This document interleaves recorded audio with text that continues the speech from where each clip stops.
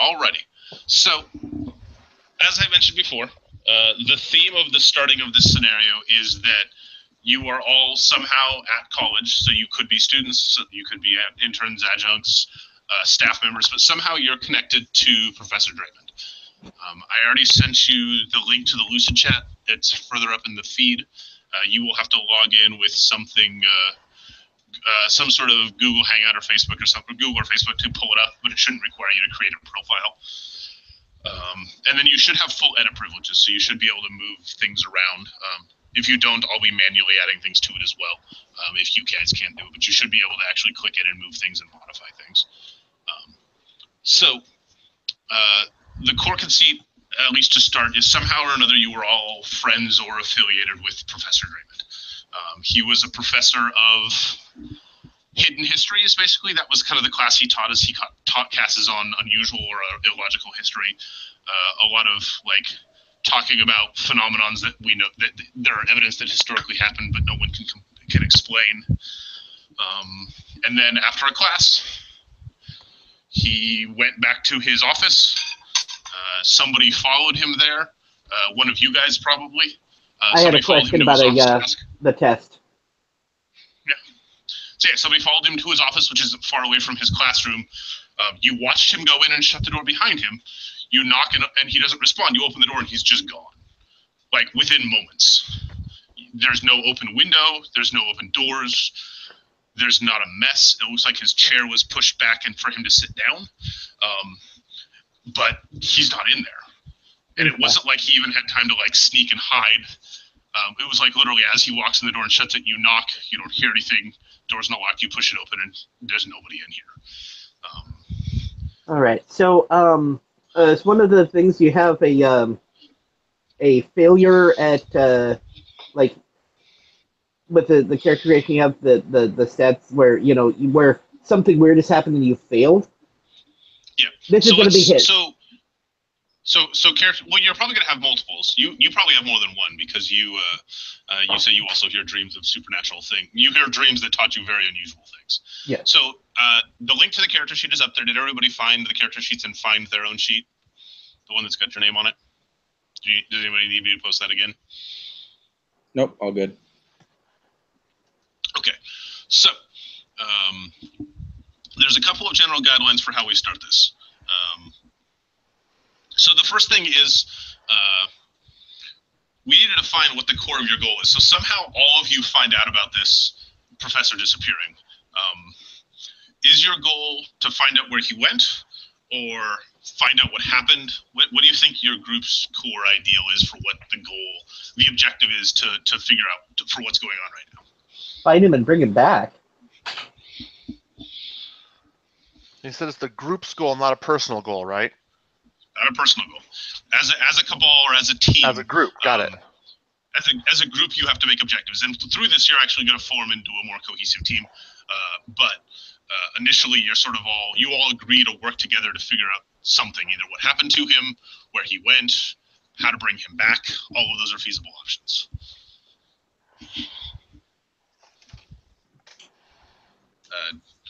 Lenny proposed how to bring him back, where he went and bringing him back. Was he a likable professor? Because I've had teachers I'd like to bring back. I've had teachers I'd like to have stay lost. I mean, he was an interesting professor. He taught about very unusual stuff. Most of you probably either were in his class or involved in helping him because he was interesting. Like he was just a very interesting teacher to work with. Whether you liked him or not may be different, but like he's definitely somebody that intrigued you.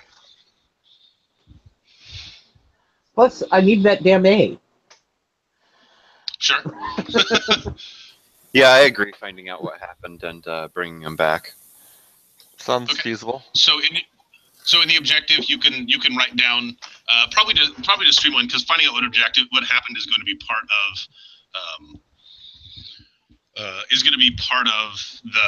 of setting up the definition of the objective. So the objective is probably just to bring Professor Draymond back. So if on your character sheet you want to write just down. Retrieving the professor. Yeah. Professor however you want to phrase it. His name is Draymond. Could you type that out for me in the chat so that I can Sure. It's also on the Conspiracy Grid. I need a random name. Hey, look, there isn't. Never mind. There it is in the conspiracy grid. Thank you. Yeah, and keep in mind, if you're in it, if you hit Control, you can zoom in and out. Control and then your scroll wheel.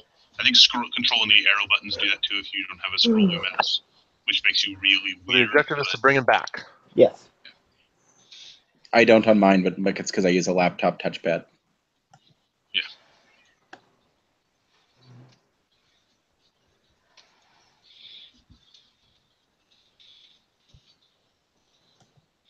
That's old.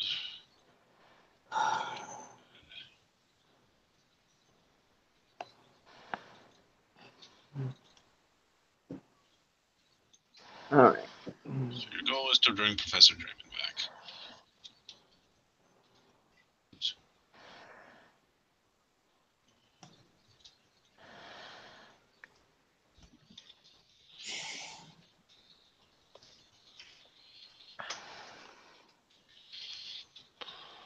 So the other assumption within Unknown Armies, which we're going to stick with, is that part of what gets you involved or gets you interested in these exceptionally unusual things to start is you've experienced something or some things that are somewhat unnatural. So on your character sheet, you notice you have 5 stresses, and the number of boxes you check gives you ratings in 2 skills. So on the left side, fitness, status, knowledge, connect, and notice. Fitness is athletics. It's also running or avoiding. Status is how well you can push your status around to connect to people. Knowledge is how much you know. Connect is how well you... So status is how much leverage you can pull. Connect is how well you engage with people. And notice is how aware you are of your surroundings. And these are... I was going to say, these are our hardened slots, right?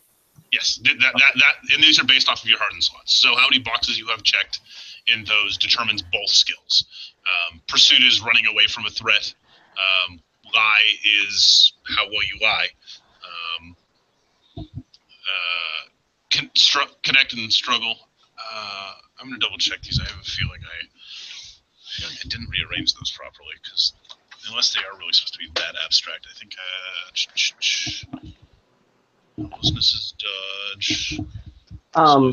So the better you are at connecting, the worse you are at struggling, for instance. Yes, the better you are at noticing, the worse you are at lying. Unless you have an identity that covers it, yeah. Right. Well, no, the better you are at noticing, the worse you are at secrecy. Secrecy is more about how aware you are of things that are being kept secret. Lying is the other half of knowledge. So if you know a lot, you don't. If you're very good at knowing yourself, you don't lie very well. If you understand more and harden yourself against the unnatural, you lie more. It's a little bit of an abstraction. It doesn't really connect. So the first thing we do is we do your unnatural. So you can check up to 5 boxes. We're starting with you as all is fairly unexposed to reality or unexposed to the horrors of the world. So I don't recommend filling it up to the max that I'm going to give you. But you can check up to this many boxes, and it basically decides how far you are on this grid. So a natural basically is how many unnatural or unusual things you've experienced. And this is not just weird things, but this is distinctly unnatural. So deja vu, having visions of the future that come true, seeing something move in an impossible way. So each time you experience something, you make a check against these, and if you succeed, you harden, which means you get more resistant to it and you learn more about the world. And if you fail, you fail. And if you get too many failures in any one category, you begin to crack, and your psyche begins to break apart. So if each of you wants to kind of figure out, how far you want to go in that, and then think about what you've been exposed to that might be a reflection how do you of actually, those natural. How do you check the boxes? They're not check boxes, so you just need to double click to highlight the box and then put an X in that place. Ah. Okay, they're unfortunately not actually check boxes. Whoops. And we all start off with at least one, right? Everybody starts off with at least one. So even if you take nothing else, you all will have at least one unnatural check because you've seen something unusual. If it was nothing else, it was that he runs out, that you hear him talking, and you all come look, and you realize what exactly he said just happened. Like, it's been moments. There's nowhere he could have gone, and he's just gone. And it's very obvious to you he's not lying. That is a minor natural thing because you didn't see it happen, but it makes no sense. Okay. If you've experienced other things, think about that and describe. Wes should have the link, so if he just wants to pop in, I can get him all the stuff when he gets here. Unless he's, So are we doing he's just- not going to make it for some reason. We do them in pieces, so right now we're just doing your unnatural. And what is? I'm gonna say for this one, I think he probably has had most of his hardens in unnatural. So you want to put all 5 in there? No, I'm only putting 3. So no, you're not putting failures. You're putting them on the other side, What? on the first half of the grid. Okay. Well, Failures are bad. Successes are what gets you change. So you'll need to copy. You'll need to copy the box because it's it's not a standard character. copy. And do we have to have any failures? Because You'll do failures later. okay. Yeah, Right now- you don't start off with failures. Failures are always bad. There's no good thing about a failure. Failures are always bad. When we get to the end of the stage, you'll count up a certain number of boxes and you'll assign a certain number of failures because you've experienced things. That's part of the grid that characters all start out a little bit unstable. That's kind of the point of the design. Okay. He's seen some weird things. This is definitely one of them, and depending on if I have to take a failure, it'll be in unnatural. Because this you will is have to weirder take than some I've ever failures. dealt with. Yeah, totally. So you said your first weirdness was probably that you started having very strange dreams that you learned an unusual set of skills from. Yes. Okay, that's fair.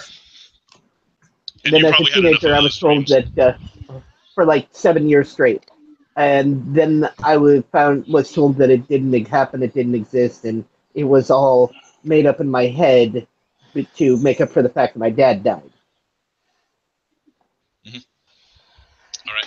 So, what is everybody else thinking? Do you want this to be your only experience, or do you want to have had some other more previous exposure to these unnatural experiences? Well, mine, I am going to have the one more is my having been kidnapped and held, For no reason. like, yeah, just out of nowhere. Okay. When we get to the next stage, one of those stages is going to be checking boxes in isolation, which is probably something you're also going to want to do because Yep. being held in a prison with no knowledge would make sense. Exactly. But that's not quite just yet. I kind of figure most of mine might be in the unnatural because I wanted the idea more along the lines of, since it's a setting where supernatural exists. Mhm. I wasn't thinking a David Koresh cult. I was thinking like an actual praise the ancient ones and look at this weird shit cult. Okay. And so having you that be like do that. where I grew up. Okay. And so maybe you saw some actual like weird things that made no sense that other people might call magic. Yes. Okay, that's fine. So how many boxes are you putting in that? I was thinking actually 3 or 4 because it fits more than just about any of the other ones. Yeah. And we're gonna do some. Oh, go ahead. I said we're gonna do some of all of them, and there's a whole process to this, so don't think too far ahead because we'll do it in pieces. Okay. That's all part of the character creation plan.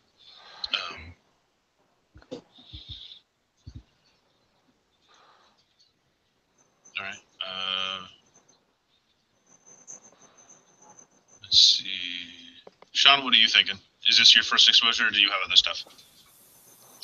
I put a few into violence and one into isolation. Okay. Let's. We'll get to that in a sec. Okay. With the unnatural, though, this is your first exposure to the unnatural. Yes. Okay. Not definitely my first exposure directly to the unnatural. Yeah. All right.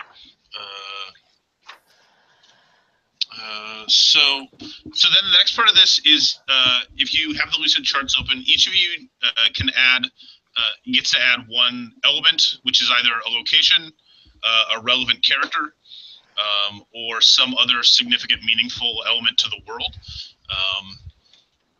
and then define how you're connected to it. And this isn't your relationships yet, but this is just major connections.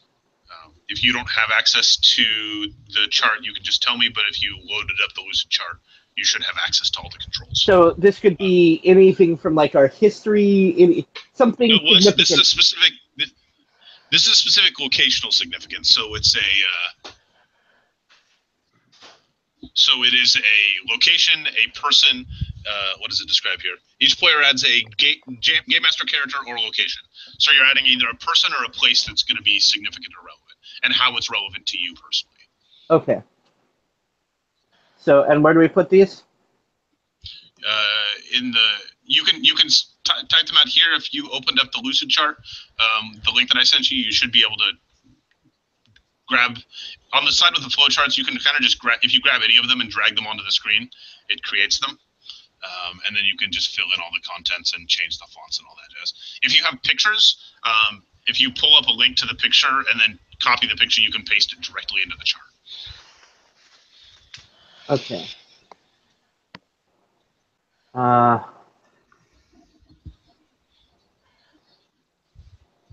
Okay, I have the container, and now it just will not send.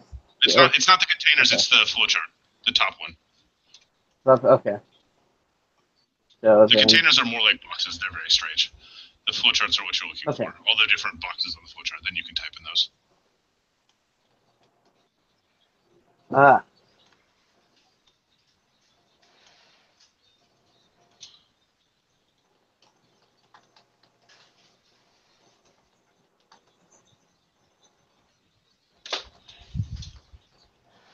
Okay.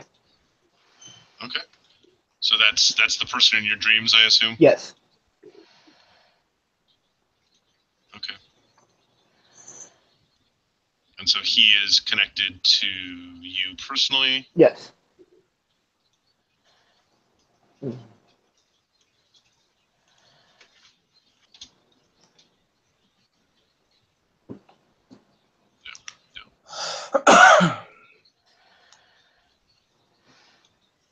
That's very strange. What are you doing here? There we are. You said person or location, right? Yep.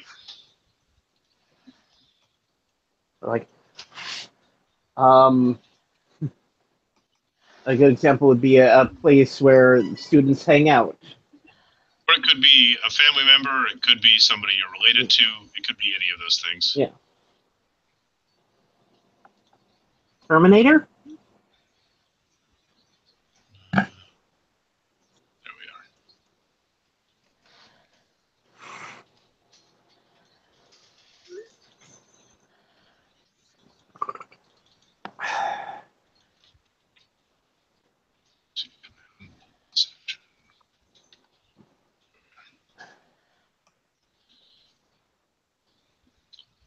A stone circle in the woods. Is this a place you've that you remember, like something that was important to your family? I'm thinking it's the place where the family got together to do their thing. On their 27th birthday, everyone is taken to the circle. Most come back. Most. What was I going to say? Is this in town? Like maybe not directly in town, but is this someplace that people could feasibly get to? I kind of picture kind of along the lines of it's one of those things that, sure, anybody could find it. They never do. Like, it's not just stumbled across, you know? Sorry. So, Brandon, you actually, for whatever reason, it's not the link. You have to pull up the picture and copy the picture. Okay. So it's a very weird search engine tool. All right, let me see.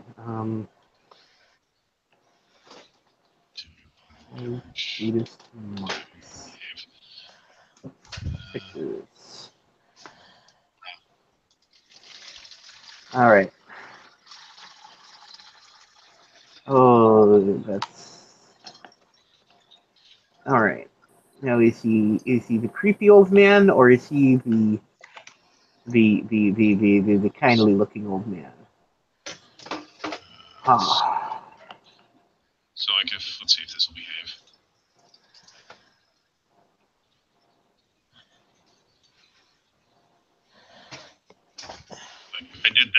as the old man, which looks more like an old sage. But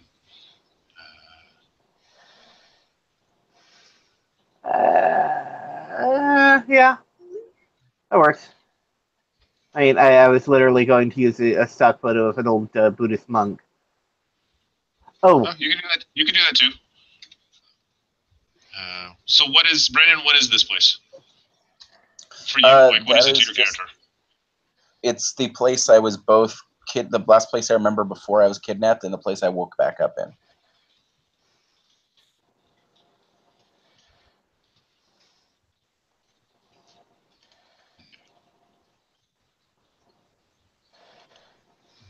That's connected to you.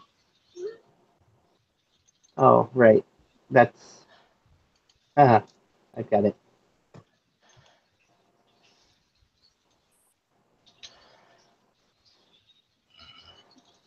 So, his remains. What is that all about, John?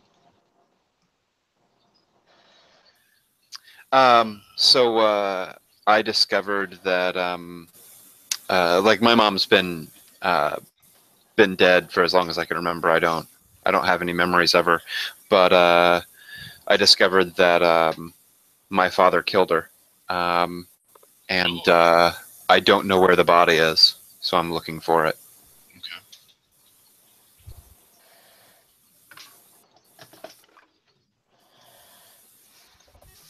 So it's copy image. Yeah. And then paste.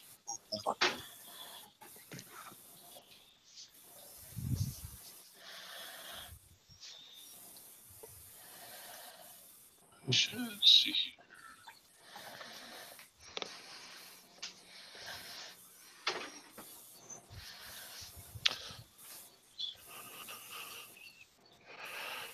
So do I need to make a little line linking this to me then? And where's that? If you hover over it, you see a little red dot. It should allow you to drag a line from the shape to you.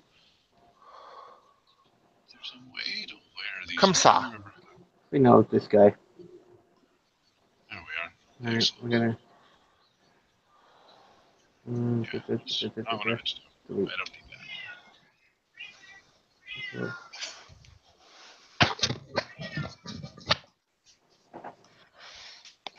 Yes, that's what the creepy old man looked like. Okay. Solid. That is a pretty creepy looking old man.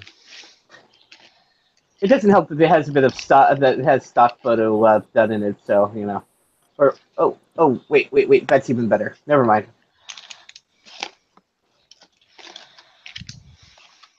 All right.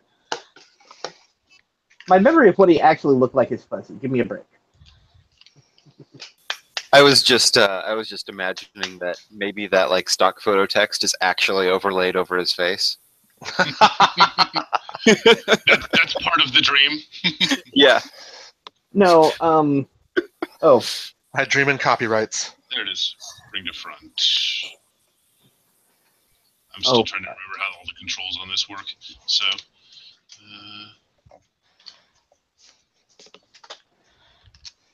There we are. And then if we bring this to front, we basically put these right on top of each other.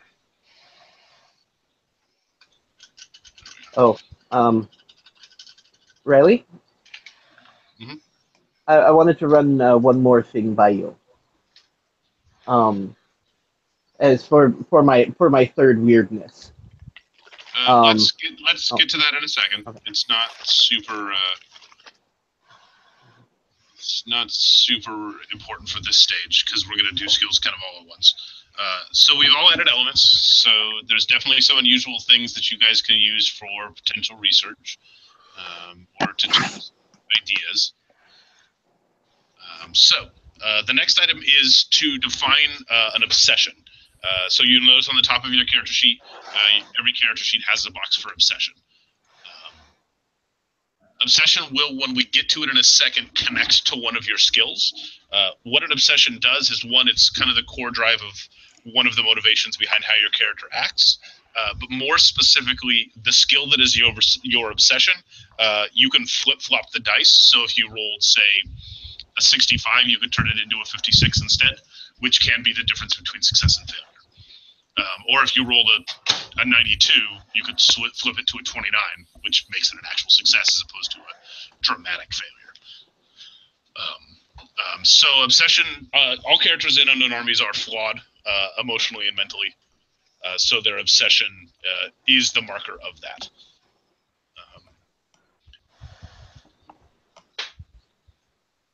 Anybody have any thoughts of sort of what their character's obsession is?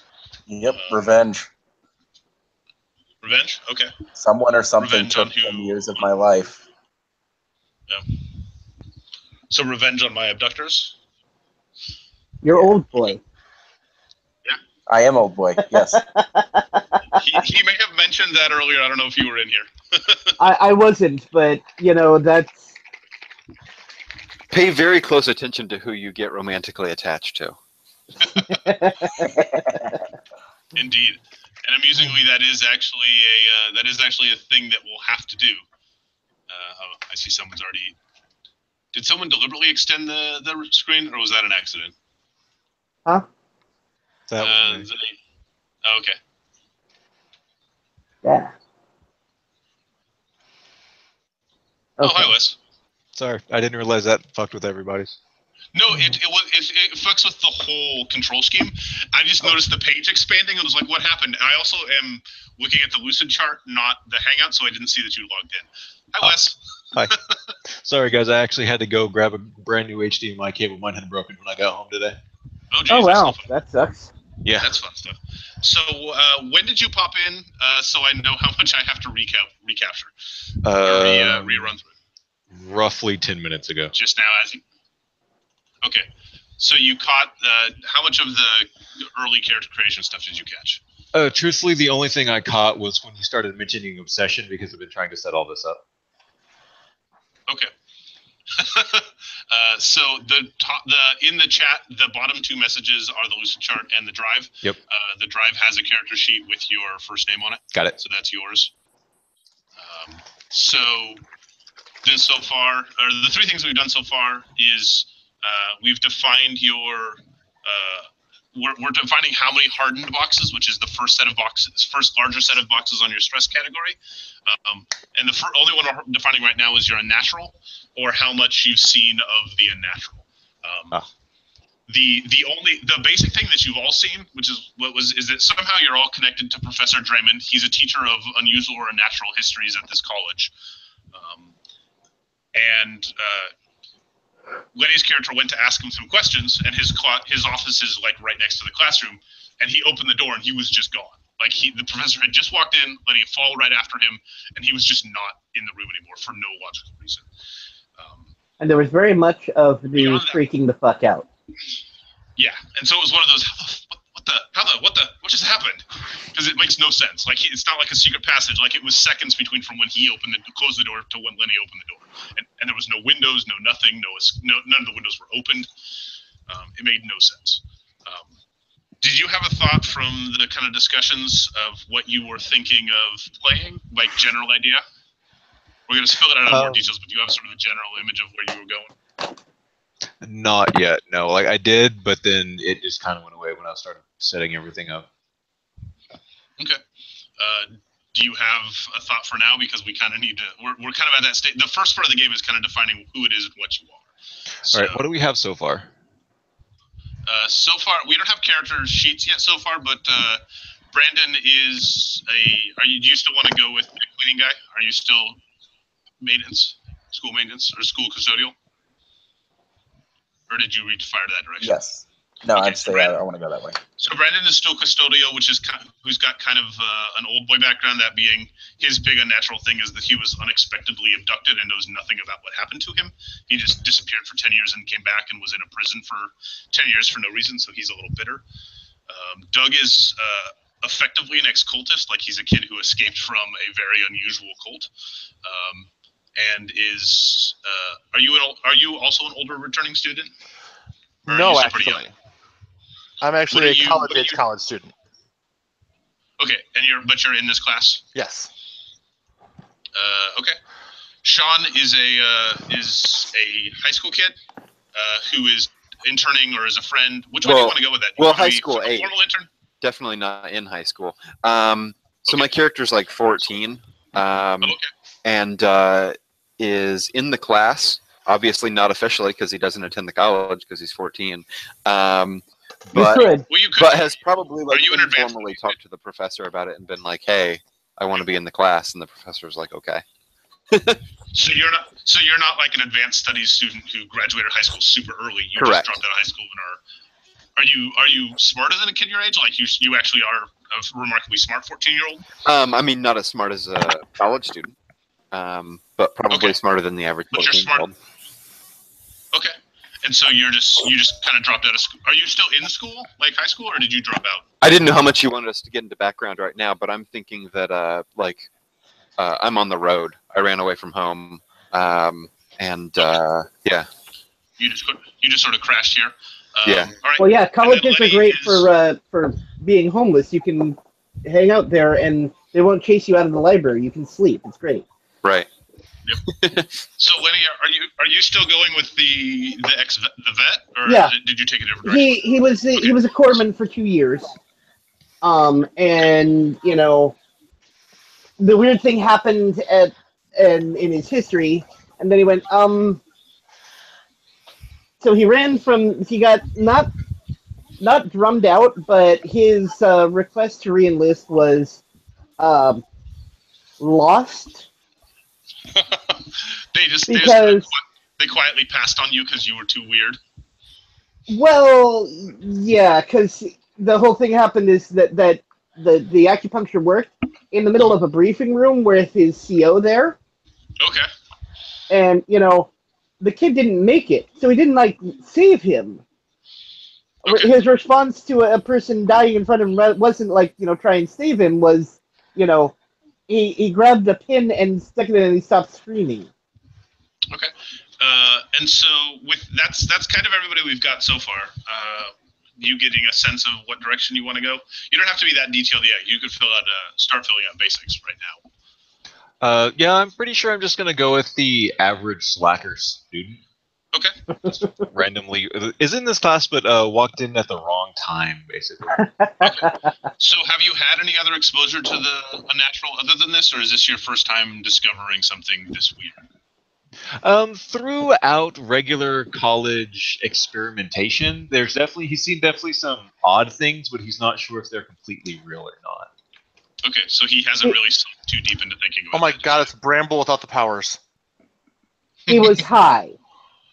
That's essentially what happened. Is he was high. That's what I just said. Sure. Yes. I love it. All right, so the next step is in the lucid chart. I'm going to move everybody over a little bit just to make room, just so that the page is a little more balanced, and we will still extend things as needed because that's what this allows us to do. So the next step you need to do is define either a person or a location that is meaningful to your character in some way. So it can either be like a family member or a friend. It can be a place that you've been. If you want to include a graphic, you just need to go to the direct image, copy image, and then you can paste it straight into the grid. So direct image is Like if you have an image already in mind of a picture, that would work. Oh yeah, no, I'm sorry. I was looking for the insert portion. Oh, okay.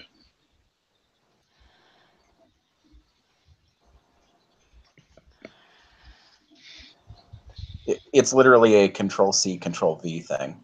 Yeah. No, Yeah, you literally you could find the image, Control-C, you go to this chart, Control-V. It'll paste it roughly in the middle of the screen, and then you just need to drag it to wherever you want it. Or dragged like locally off your machine, I think works too.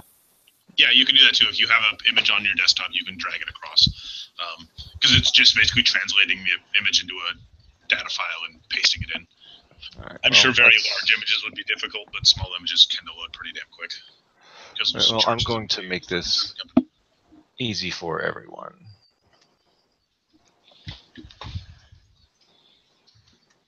I'm really hoping his thing will be Chuck Woolery. No, just a peaceful quad. It's where I normally go to hang out.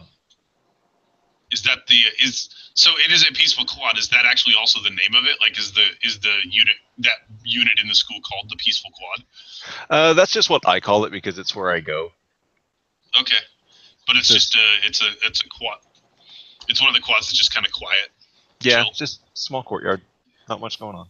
You don't go behind like the dumpster? Nah, not necessary.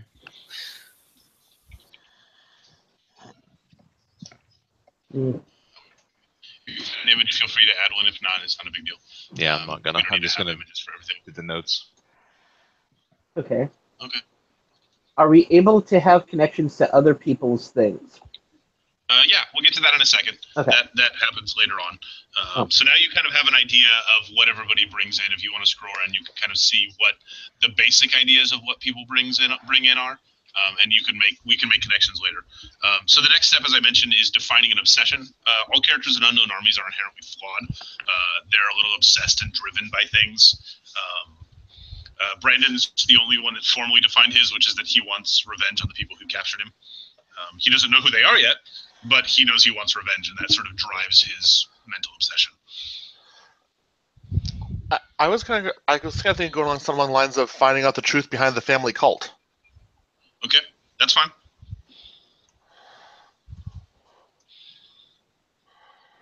And so then when you figure... So his obsession is going to be, how is this all possibly real? Okay. So you kind of have a sense of unrealness about everything? Mm-hmm. And you're super obsessed with understanding how this unrealness is?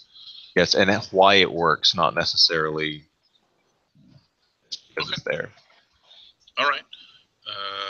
I've got to understand. So it's similar to his. It's just I need to know. Yeah, basically for him, it's going to be like his objective is probably going to end up being something like understanding the unreal or something of that nature. Okay. So Letty, your objective is your objective can just be I need to know, which means it's going to be attached to one of your skills that relates to understanding, probably, or one of your identities. Yeah, I need to know. It will be. It probably will be the Eastern practitioner. I need to know if this is real. Okay. Okay. Sean, I think you're the last one. Yeah. So I put down uncover the mystery of my father's murders and come to grips with the weight of it. Okay. That's going to be interesting. Yeah. I've been thinking about it a little bit more, and I figure I grew up in a fairly rural area, was relatively isolated, and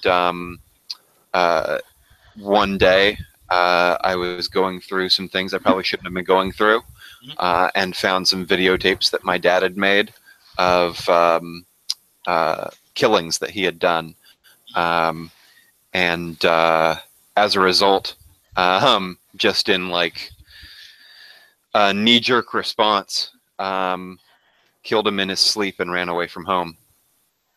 Oh, wow. Wow. Okay. My mother was among the people he had killed, so. Okay. Yeah, that's pretty intense. I'm not sure whether or not I would keep the videotapes. I don't think I would. Probably. So you probably destroyed them. Yeah, or Where did left you them leave- where did you behind. leave I'm not sure if I would have been that present to do something intelligent with them. That's all good. That's all good. Okay. So the next step on here is you get to define one of your identities. You can have up to 4 to start. You can potentially get more, but spreading yourself too thin is dangerous. We're not going to do the numbers right now, but as you think about it, we'll get a whole total of 120 points, percentile points to spread between your identities. 2 to 4 is a good range. If you want to be diverse, you can take 3. So the identities are really general. If you have the book that I sent to you, there's a list of sample identities on page 50 to like 53. We lost Wes. He'll be back.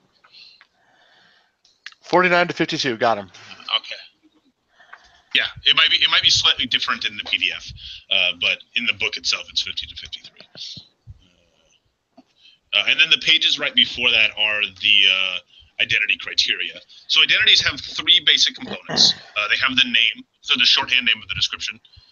They have a short list of things of course I can do this because, of course I can do a whole bunch of things that are relevant to the identity.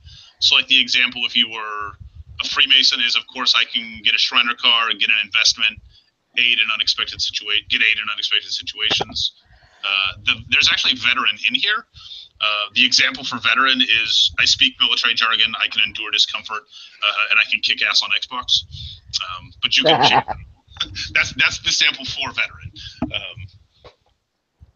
I'm Nine kinds thinking, of ass. We don't have to define all of it right now, but it's good to at least get a basic idea of what it is and two or three things that you can do that might not fit under standard descriptive criteria, might not be commonly thought of. well, all right. So, like for instance, with the Navy corpsmen, the things that pop up to me would be things like use a gun, I'll use a pistol specifically, swim, They and need to be somewhat more vague than that, because that's going to be in the specific features. So it could be like I know military connections. I know how to pull rank, things like that. Like your corpsmen, so probably not that. So. Oh bullshit, dude! they oh wait, I can of course I can calm down someone that's freaking out. Sure, I can calm down someone that's freaking out. If we're going with Navy corpsmen, of course, I know the layout of most ships. Know the layout of many ships. Yeah. Drink like a fish. Sure, that's good. Okay, yeah, absolutely. Maybe. This is where it'll basically sub in for other things that don't really fit quite into the skill criteria. And most of the basic obvious things like know how to fight, know how to do that fits into the specific skill criteria. So these are the kind of things that you wouldn't expect, that wouldn't be on a normal character sheet of things that the skill is relevant for. So just when I bounce around and we're in a weird place, you could say, well, this means I know how to do this, and I'm going to be like, all right, roll it. So yeah, Lenny's got a good example there. Anybody else have a thought of their sort of initial skill? Occultist. Occultist? Okay. I'll be right back. Do you want to just use the one from the book, or do you Probably. have any? Okay. So you can just basically with occultist you can just copy from the book. So basically in the book, for those that didn't open it, occultist says, since I'm an occultist, I can tell the difference between Santeria and Satanism, wow the goth kids, and know how to cruelly mock traditional major religions. And then the three features it has is that it substitutes for knowledge rolls, and it casts rituals and can evaluate the unnatural. And so he could basically copy that in. So the three things skills always do is they substitute for one of your basic skills, either on one side or the other. So basically you could roll them instead of that when it's relevant. And then they'll have two features, which are basically unusual things they can do that are specifically mechanical. So the specific options here are cast rituals, which basically means it has some basic magical ability, but it's not true magic. It's just that you understand the basic process of casting rituals. Without casting rituals, you would normally roll secrecy to try to understand a ritual that you don't understand otherwise. Coerce a meter, which basically is you can put pressure on one of the specific stress meters, and unless somebody does what you ask them to do, they have to make a stress check against it or start breaking a little bit. Evaluate a meter, so basically you can identify one of the 5 meters that this skill can sort of examine how far along somebody is. Medical, which is you basically know how to treat injuries. Provides firearms attacks, which allows you to use guns. Otherwise, you basically don't know how to use a gun at all. You roll it at an auto fail most of the time. I think it's a 20% if you don't know how to use guns, or a 10. Provides wound threshold, which basically means whatever rating the skill is replaces your wound threshold. Base wound threshold is 50. provides initiative, which basically means unless somebody else provides initiative, you probably go first. Resist shocks to a meter. So basically, normally you would roll the stat that's the safety stat, so the fitness, status, knowledge, connect, notice, to resist shock to a meter. This skill does it instead because it makes you familiar with it. Therapeutic, which means you can heal people's hardened or failed boxes. Unique, which just means it does something unusual that doesn't really fit hardwise into the system. And then use gutter magic, which means you know how to use very amateurish magic. Not true magic, but you've learned some basic knowledges. But we can't have gutter magic, right? Yeah. You could have use gutter magic or cast rituals. It just means you may not know any real rituals or know any real gutter magic, but this might give you the capacity to discover. It also describes in the rituals one. It's like it's very minor rituals. Yeah, true magic requires true magic, but they're very minor. So would the Eastern medicine practitioner, would that be a use gutter magic?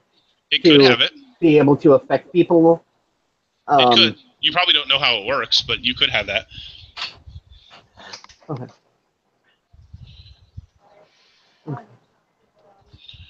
And how many features can they have?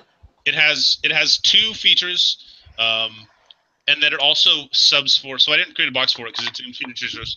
It also all skills substitute for one of your other base skills or your base abilities. So you can it substitutes for one of the 10 skills in your core sheet if it's relevant.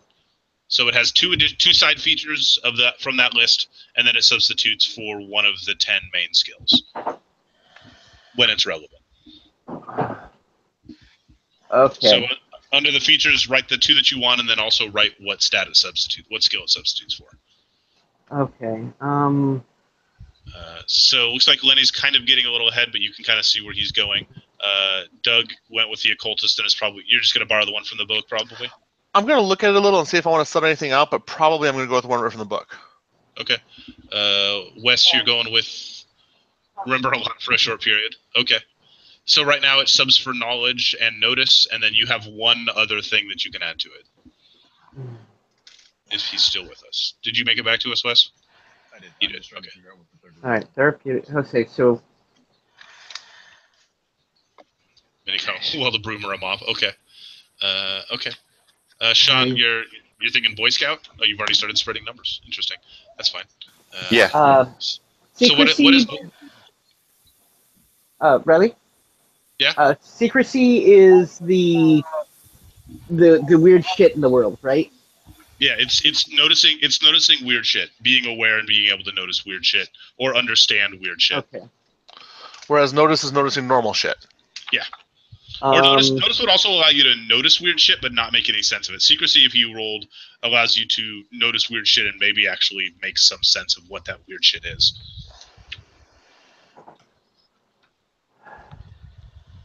Okay. Huh.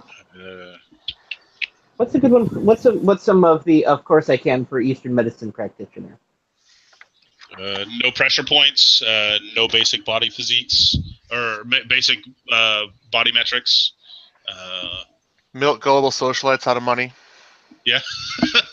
So secrecy is sometimes. So secrecy is sometimes you need to hide yourself away. You have to hide things precious. Also, this allows you to conceal object. This allows you to hide and conceal things. So basically, secrecy is actually literally hiding things. So okay. Notice will allow you to notice the unusual. Notice unnatural. Knowledge is how you understand things unless you have a power that does otherwise. Okay. All right. No body metrics. So I think I misunderstood something when I was reading through the book. Is the of course I can something that needs to be like defined out at the start, or is it something that just like comes up in play where it's like, of course I can do this thing, I'm playing? Yeah. They can come up in play, but it asks you to define a small collection of them at start to give people guiding points. Okay. Cool. So as a Boy Scout, you can say, of course I can start fires. Right. Of course I know how to tie knots. Yeah. Of course I can get along in the wild. Yeah. Spout Eastern philosophy. Okay. So I think pretty much everybody's got their basic one.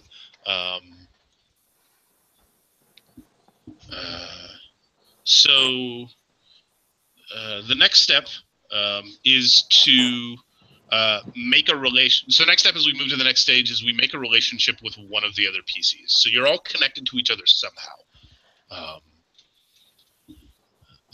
So you'll notice on the top of your character sheet there are 5 categories of relationships that are important to you, and each of them will the value of it will be equal to one of the 5 skills. We're not gonna. We haven't quite finished that yet, but we'll get there.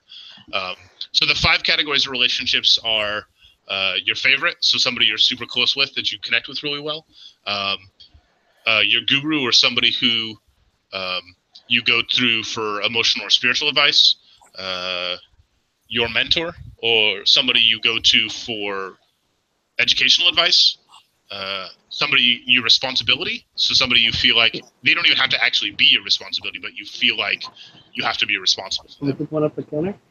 And then your protege, or somebody you feel like is somebody you feel like is following your lead that you have to show a good example for. So everybody has. So basically, this is forging sort of how all of you have connections to each other, and the values we'll set when we get to the end. But they, because they're set based on the various stats that they're linked.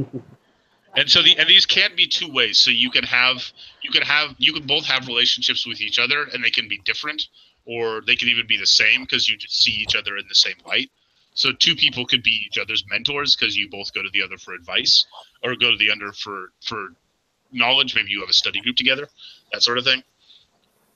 So I have a theory, an idea. I need to run it by Wes, but character possibly has a room in the quad, and so there's the runaway kid. I'm kind of like a big brother sort of thing. Or you feel like you're a big brother to him, even if he doesn't share those feelings. Because again, this doesn't have to be mutual. Right. But So where does that feel? Do you feel like he's your protege, or do you feel like he's your responsibility?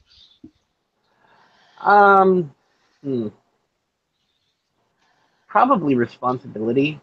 Okay. I mean, the kid's freaking basically living in the university. He ain't going there. So yeah. So then we put the name, or. So here, I'm working on it. So should we put down our character names on the chart rather than our real names? Yeah, if you picked a character name, click in there and replace the name. I just put that cool. So you would have easy starting points. If you haven't picked a character name, you can go with what you got. How do I? All right, undo. I can undo. Yeah, I don't know. I don't think there is an undo. I think you just erased me. I saw. So, you have a character name already? Yeah. Well, at least the first name, which is enough for now.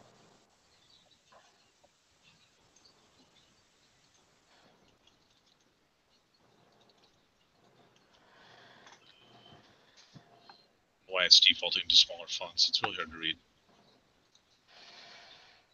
And more, I was wondering how it shows up on the character sheet. Just put the name on there for now. Just put who that person's name is. If the player hasn't given you a name, just put their character's name. But most of them people have begun to put names in there. So right now you feel like he's your responsibility. Actually, I'm just going to pull this towards the middle. These are going to get all sorts of weird and wonky as they wrap around each other. It should be fun. All right, who else?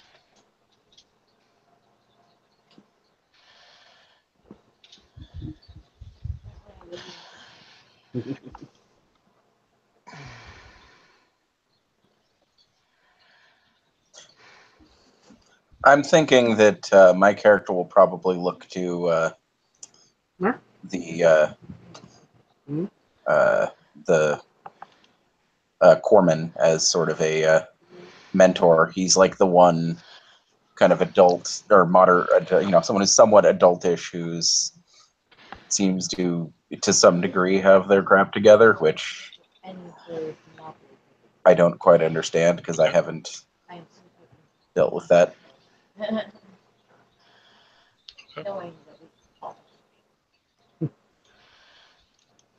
Okay.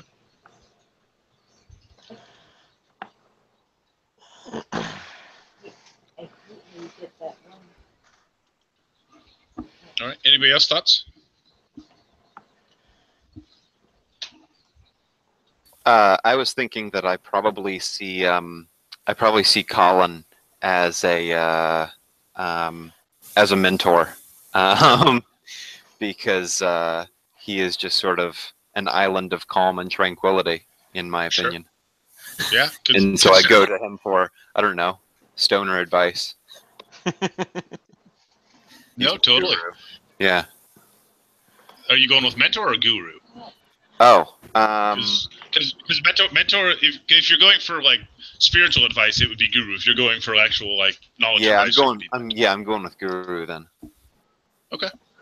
And that's and make sure I'm going to say Colin is the kid, right? Yes. Okay. Well, he's not the youngest kid. Colin. He's the kid. Yeah, that's actually in the I'm school. like 14 years old. Colin is college age, I think. Yeah. Colin's actually a student in school. Oh.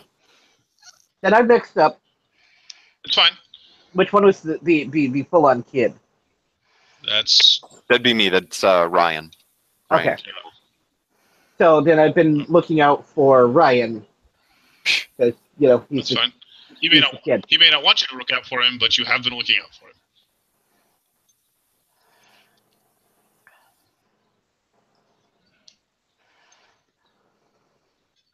So I was thinking for mine that he would definitely notice Ryan and would probably see him more as not really, I guess a protege would be the best one, but then one of his favorite people on campus is the maintenance guy because he's the guy that he always sees just around and always doing things. Okay. So you want to go ahead and do two then, which is fine. You can do two. We're only doing one at a time, but he already thought of two at the same time. So, Okay. Scott Levy, really? Both? You're a Raven?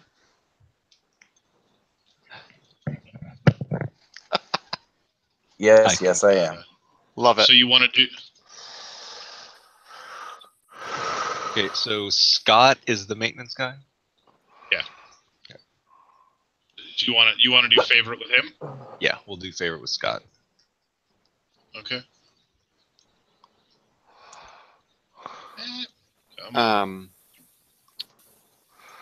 You're only as an aside, you're only required to forge one relationship with within the party. If you want to forge multiples, you can. It just makes it much harder because you're much more tied to what's going on within the group, and it makes it harder to make changes and get out of that. Just out of curiosity, because it's a little confusing, like the directions some of them are going, I think. But like the one that connects me and Alex says mentor. Wouldn't that be responsibility? Yeah, you can actually switch He those two certainly around. doesn't see me as a mentor, and I don't see him as a mentor. Right. Okay. Yeah. Or I did actually. Yeah, protege for Colin. The kid's smart, and just he spends too much time partying. I gotta help keep him keep him on the path. I did indeed move that wrong. Yeah, I think I did something to disconnect my mentor with Alex too. Or Reese. So no, that wasn't you. That was me. I'm the one that wrong part.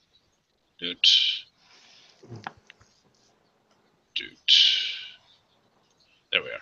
No, I actually disconnected that. That's why Sean was confused, because I disconnected and moved around the wrong one. So the last one we're missing then is Doug. Where do you feel like you're going with this? I have no idea, and I've been thinking about it the whole time. Everyone's done talking, and I have no idea. And we don't need to pick someone for each one, do we? Like pick a favorite, pick a guru, pick a mentor, pick responsibility. You will need to pick someone for each one. The others are not going to be in the party, though. They're going to be other people that you have connections to. Or they could So be we will, someone you else. will be, yeah, you will be filling out the whole thing. One of them will also be the group. There's going to be a separate category that's going to be your relationship to it's called the cabal, but it's effectively your I'm just going to call it the we're going to call you guys the investigation for now.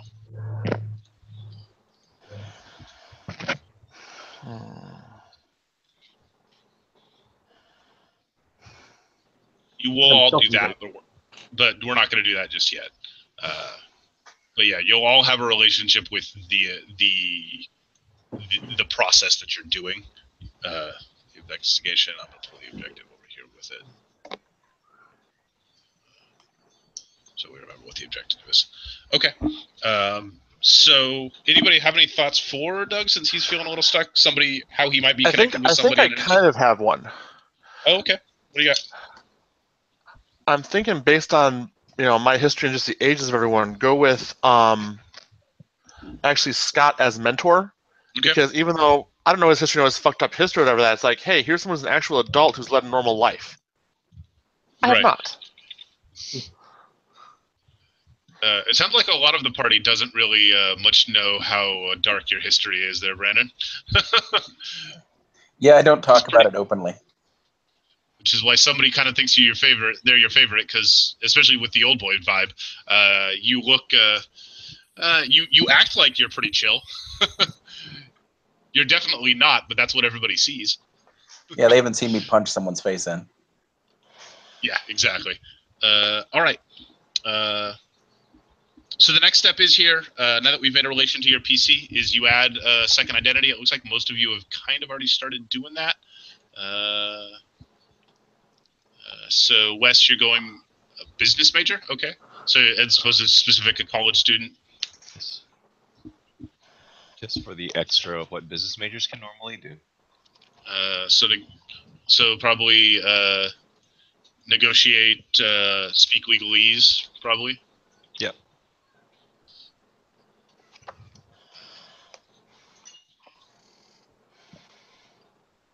All right.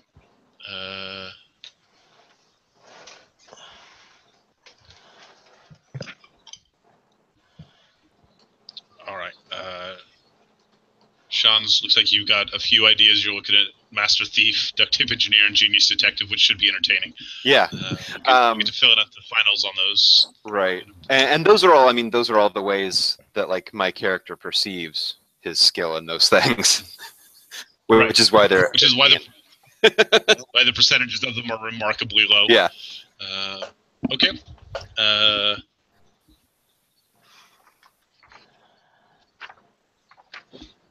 So then the next step is to connect to unrelated elements. And so these can be elements that are already on the page or a new element you want to create. So basically, of the things that are here or of the things that are interesting you, we need to connect two things to each other in some unusual way. Or some common way.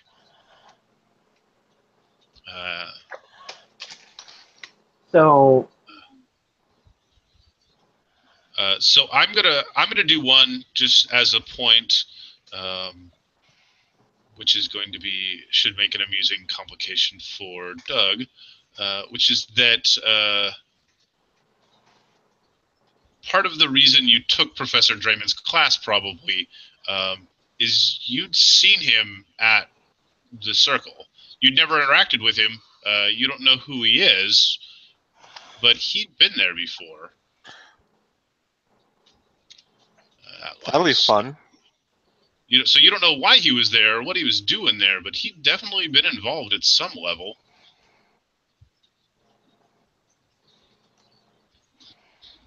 So that's probably part of why you took his class and maybe why you looked into him, because he's a strange individual, and in more ways than one, it appears. Which makes it even more confusing. Hey, Riley, check out the identity I just wrote and see if it works for you. Yeah. Sure. No, I like that. So you're just kind of creepy in general. You make people uncomfortable on top of being an occultist. It all fits. Yeah.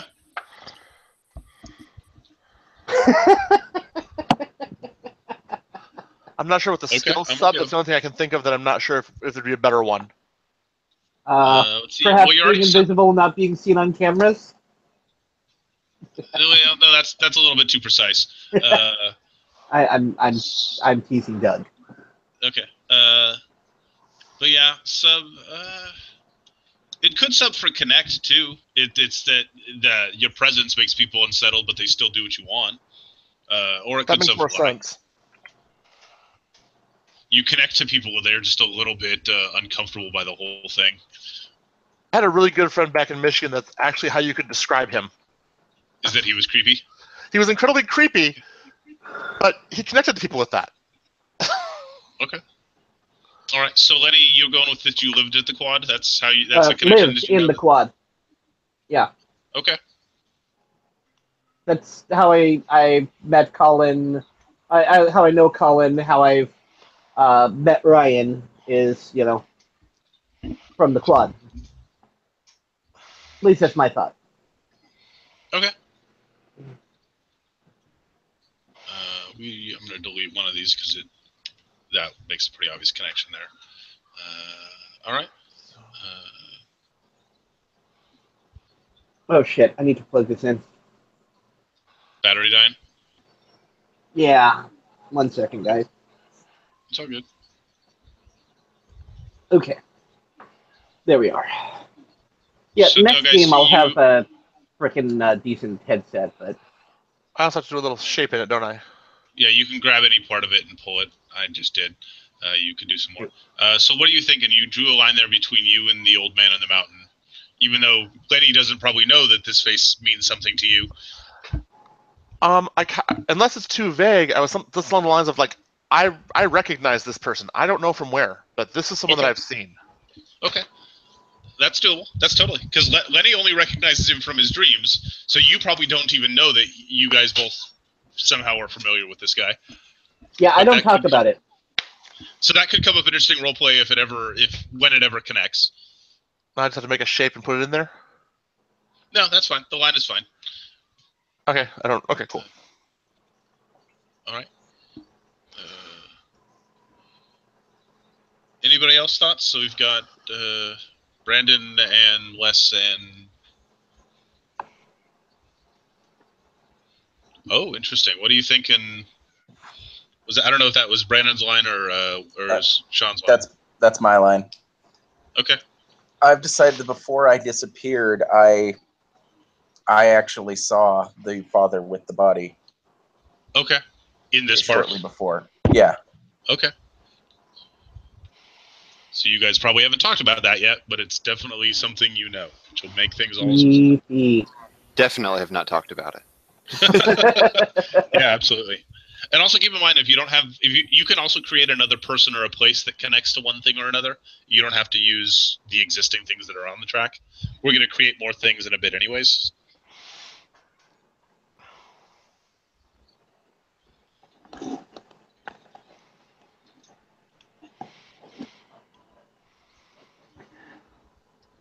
So Wes and For mine, can I have it? I was delving into the professor's past before he disappeared. okay. Like I was reading all of his academic stuff and actually starting to try to get myself or Senpai notice me moment, kind of. Okay. So you found him interesting enough, you actually started digging into, like, who is this guy? What is he doing? Sort of stuff. Yeah, because I've noticed he's been around weird shit, and it seems like something I need to follow up. Okay.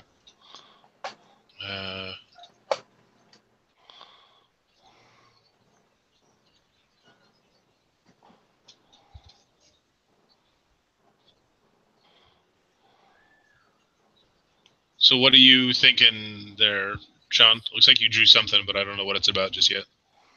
Yeah, I put down woods by the school. I'm thinking that I probably go there and hunt and practice like survival skills. Okay. Hunt and camp.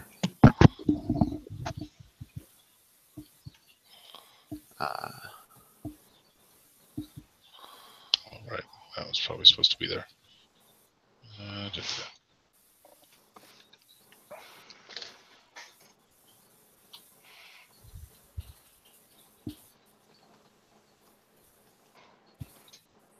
Okay. So then the next stage is that each of you needs to define your relationship to not each other, but the group as a whole. How you feel like you value the connection to this group. And it needs to be one of the 5 that you haven't already defined. What the group is to you, or what you are to the group? Either way. It depends on which one you choose. If you I don't seem to be able to connect these with a line. It says free accounts can only do 60 objects. Close it and reopen it, and then you can. I can do it though. Looks like Riley's doing it for me. Yeah. So cool.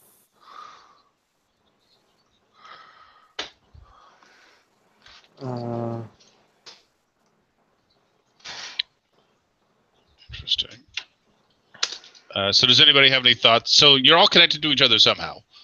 You're all connected to this core ideal somehow. And so you can, whatever category you call it for the name of the person, you can just call it the investigation. That's what we're going to call the group for now. We'll define the cabal more precisely later when you do more together.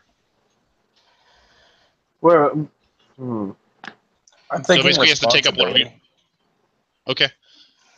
So you feel like you're Well, most of these people are kids. Right, and you're one of the few adults, quote unquote. I was also thinking responsibility because most of these people have no idea what they're getting into. Okay, that's fine. I'm just going to use the same one here since you guys are doing the same thing. That's the wrong item. Well, I'm actually thinking I might do the same. yeah, I was thinking. Wow, we are a bunch of pretentious spots. For different reasons. I mean, I'm the genius effect. Wow, see, I'm using the group as a guru because everybody seems to know a little bit more about what's going on than I do. I'm the one with like a Hardy Boys book and binoculars. I obviously have it on lock. All right. So everybody feels the group is responsibility except this one over here who considers the group a guru. It's more, well, responsibility, sort of. I don't know. I don't know if responsibility is the best way to do it. I mean, you can change your choice if you want. Yeah. I think for Alexander, it's more about this is the path to finding the way. I don't know how that would be defined. Guru probably. I mean, if you're trying to use it as your way to understand things, as your way to get greater knowledge. Yeah. So guru. Okay. That's more the outcome of it rather than the individual people. Except maybe Rhys, if he ever taught.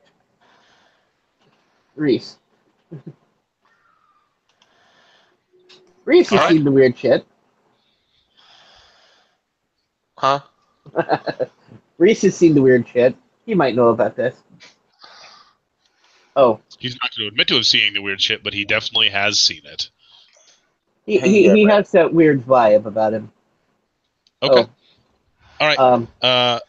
And so it looks like most people have already defined their second skill, so we're going to jump to the next stage. Find a second skill. What? Second identity. Second identity. Thank you.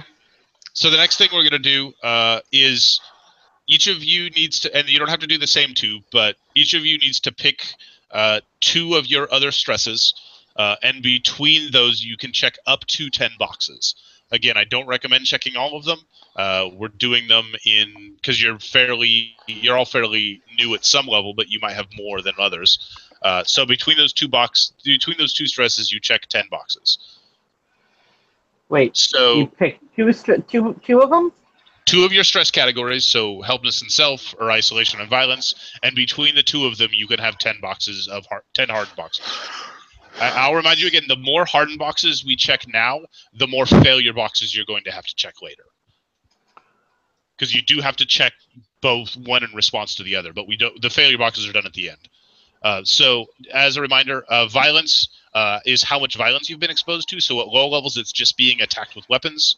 At higher levels, it may be witnessing acts of torture or violence, performing acts of torture at much higher levels, actually killing people, witnessing mass executions.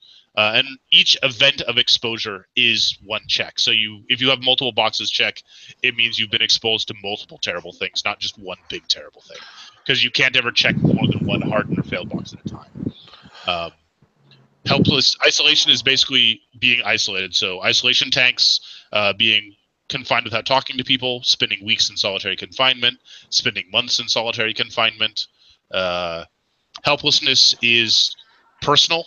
So being humiliated in public, getting fired, losing control of your body, spending months in jail, watching adultery from your spouse, watching someone you love die and not being able to do anything. The next level above that is watching somebody you love die and failing to help them. And then self is personal failure. So breaking a personal promise, being confronted with your proof of your self-image being wrong. Giving into an urge you feel is unacceptable, concealing your identity from someone, not acting on strong impulses. Yes. Can you clarify something for me? Sure. So when we were doing the unnatural, you said you could click up to a certain number. Up to 5. Okay, and now you're saying up to 10 and 2. Is there a total number of? In the end, the total maximum will be 25, but I don't recommend checking all of those. Okay, so basically you could do all of these, but you probably shouldn't. Yes. This basically allows you to define... It looks like you actually checked 1 more than you should have, Doug, on unnatural, so I'm just going to correct. You said up to 5. There's 5 there. Oh, there are 5 there. You're right. I forgot there's only 9 sets. Okay, so in this one, we have to do 10 or up to 10? Up to 10. So up to There's 10 only between 9 boxes. It's up to 10 between 2 categories. So you need to pick 2 of your boxes, and then between the 2 of those, you can check up to 10 boxes. So, okay. So, like, Brandon, I'm thinking you're probably going to have a decent number of boxes in isolation. Yeah, I put 6. Okay. And then what was the other one you were pairing with that? Violence. Okay. I put 2. So you've got 2 more on that? Okay, so you've done a total of... Okay. 2 terrible things? Yeah, so just he's committed violence he doesn't like, or maybe he lashed out at people. I mean, he does have a temper now, so... At what point do you start liking it? Well, Just depends wondering. on how much I engage in my identity. Yeah. All right. If I'm worried about my identities, how I wrote them, is that they acceptable? Okay. So, like with Brandon's thing, with his status being checked, with his isolation being checked unusual high, he's not very good at connecting with or at using leverage because doesn't really think about how he can use leverage on people. But he's really pretty good at running away from threats. Or he's really good at chasing people. Pursuit, I believe, is literally chasing people, which makes sense based on his thing.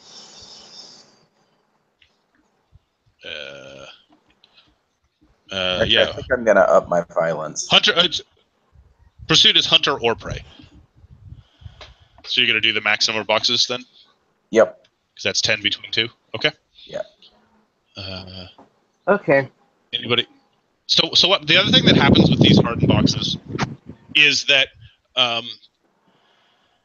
when you encounter an experience, if it's an experience that the stress rank is over the number of boxes you have checked, then you have to make a roll to basically harden or fail. If it's under that, it's something you're familiar enough with that it doesn't bother you anymore. So in violence, if you have 3 or 4 boxes checked, you're probably going to be okay with getting shot at. You're probably going to be okay with a fight.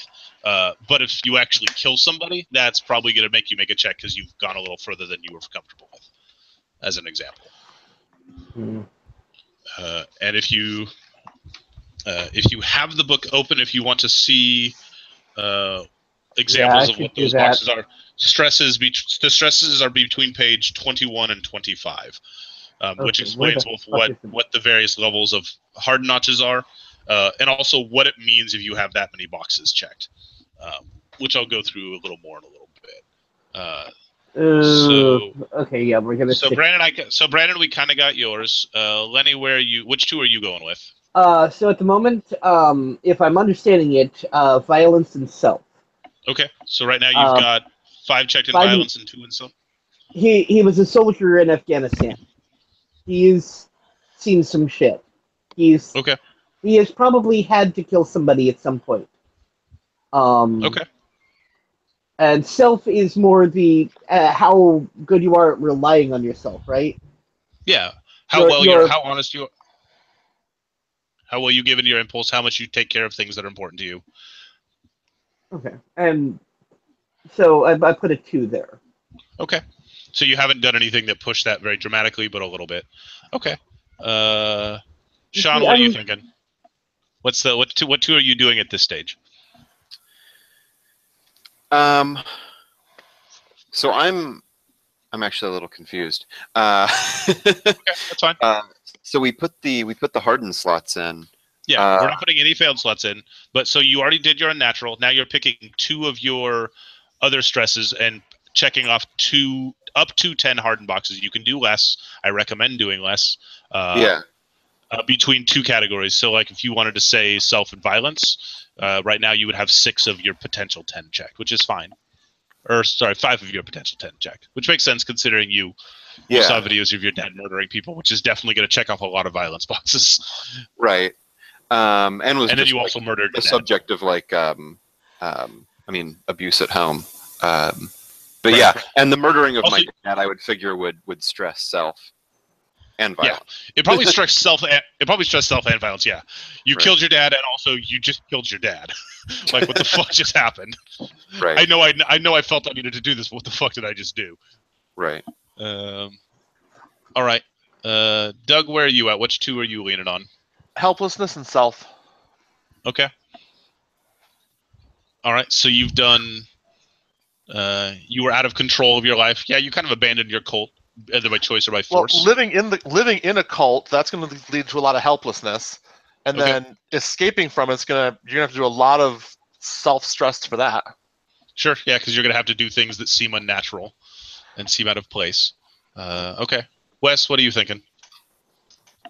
I went with self and isolation. Okay. So you've pushed yourself a little bit, but you've only checked off a few boxes. Yeah, right literally, this is kind of the beginning of his career. So the only isolation he's experienced is when he's isolated himself, and he's done a little bit of extremes, and then of knowledge. Of course, he's dove into his studies a little bit harder than most people. Okay. Yeah, and so isolation is you literally putting yourself away for a while, and also self because college students tend to have to push their own natural limits. They make some choices that maybe they regret. Yeah, and now he's investigated to the point of nearly stalking someone, which is a little bit off.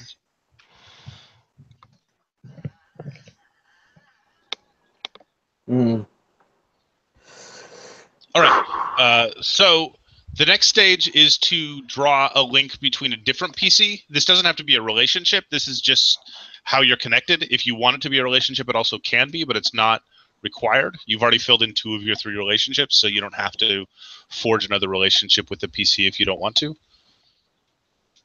But basically, you need to have some other tie to one of the other characters, even if it's just having had some interesting chats or something like that.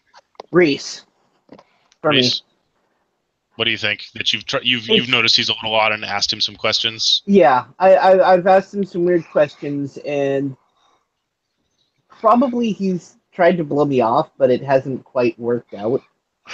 I know there's something there. Okay, that's fine. How does that sound, Doug? Works for me. Sounds fun.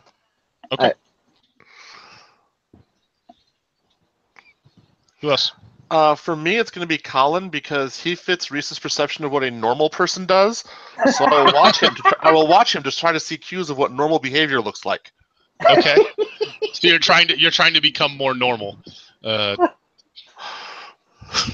All right, so I That's want to perfect. reciprocate that to the creepy motherfucker watching me all the time. Okay, so this is a two-way street then. That's fine. I'm not going to bother to draw another line. But you've noticed that he's watching you. You're not oblivious to the fact that he's watching you rather intently. Okay. And taking notes occasionally. Yeah, that would be a little weird. You saw my creepy. second identity. Yeah. All right. Sean? What are you thinking?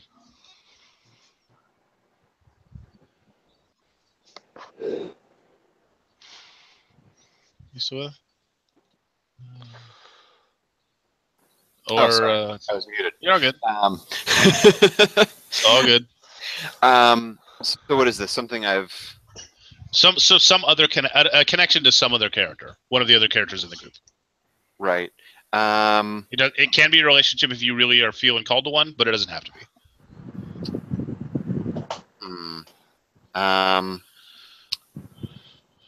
I'm at a bit of a loss. Give me a minute.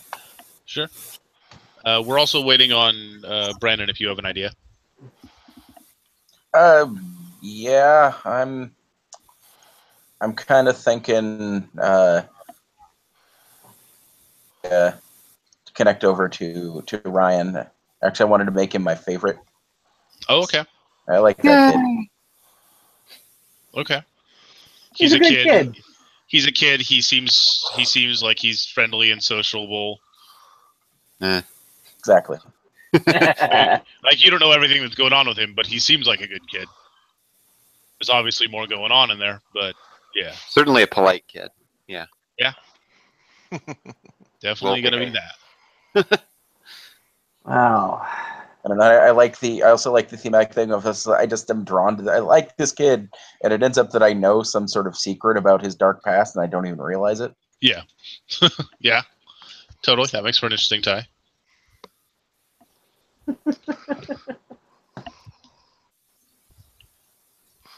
And by the way, I know this is looking confusing.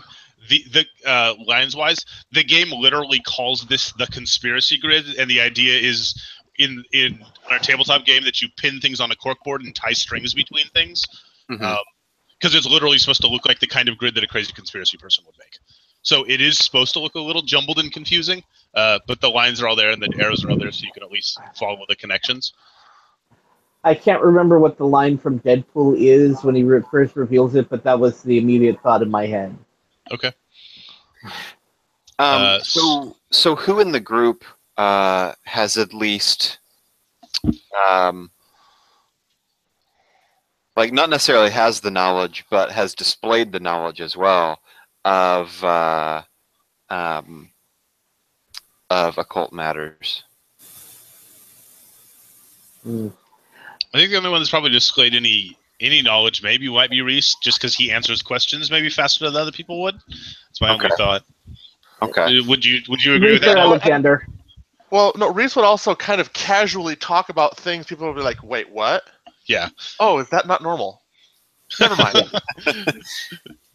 Then yeah, I guess I would have decided that, I want to not suspiciously, but just keep an eye on Reese and maybe keep him in mind, basically, as somebody to go to for answers. Okay. Add him to my mental contact list. So, the guru is you learn from them, right? So the guru is you go to them for spiritual matters. The mentor is that you learn from them knowledge-wise. Okay. So the next step is here is to determine your passions. So you'll notice on your character sheet, your characters have 3 passions: their rage, their noble, and their fear. So your rage is a specific thing that incites you to rage. Your noble is basically your noblest nature. When you're doing your best, what is the most important to you? And your fear is the thing that terrifies you the most. Okay. So we're looking at Lenny's here, if you're on the chat page. So your noble is to heal the wounded? I am a medic. Through Okay. and through. both of my identities tie into healing. Yeah. It is a core thing to him. Fear. So what would shock you the most or terrify you the most? What would push you to your limits? I want to see, something along the lines of isolation. It's he's not used to being alone. Okay. But because or maybe he was alone when he was a kid, but now it's more. I don't know how I would define it though. It's Okay. You could just define your fear as being alone. I mean, it can be pretty vague. It doesn't have to be super precise because it can come up in lots of ways. And so, and these could be super precise. These could be fairly general. They need to be things that are likely to come up in game, though. Like, so Heal the Wounded is going to come up in game because you're going to come across hurt people. Getting trapped and being isolated could come up in game. It could also be something like, a rage could be the innocent being injured, or it could be people hurting animals. That was one of the ones that was in one of the sample games that I posted up.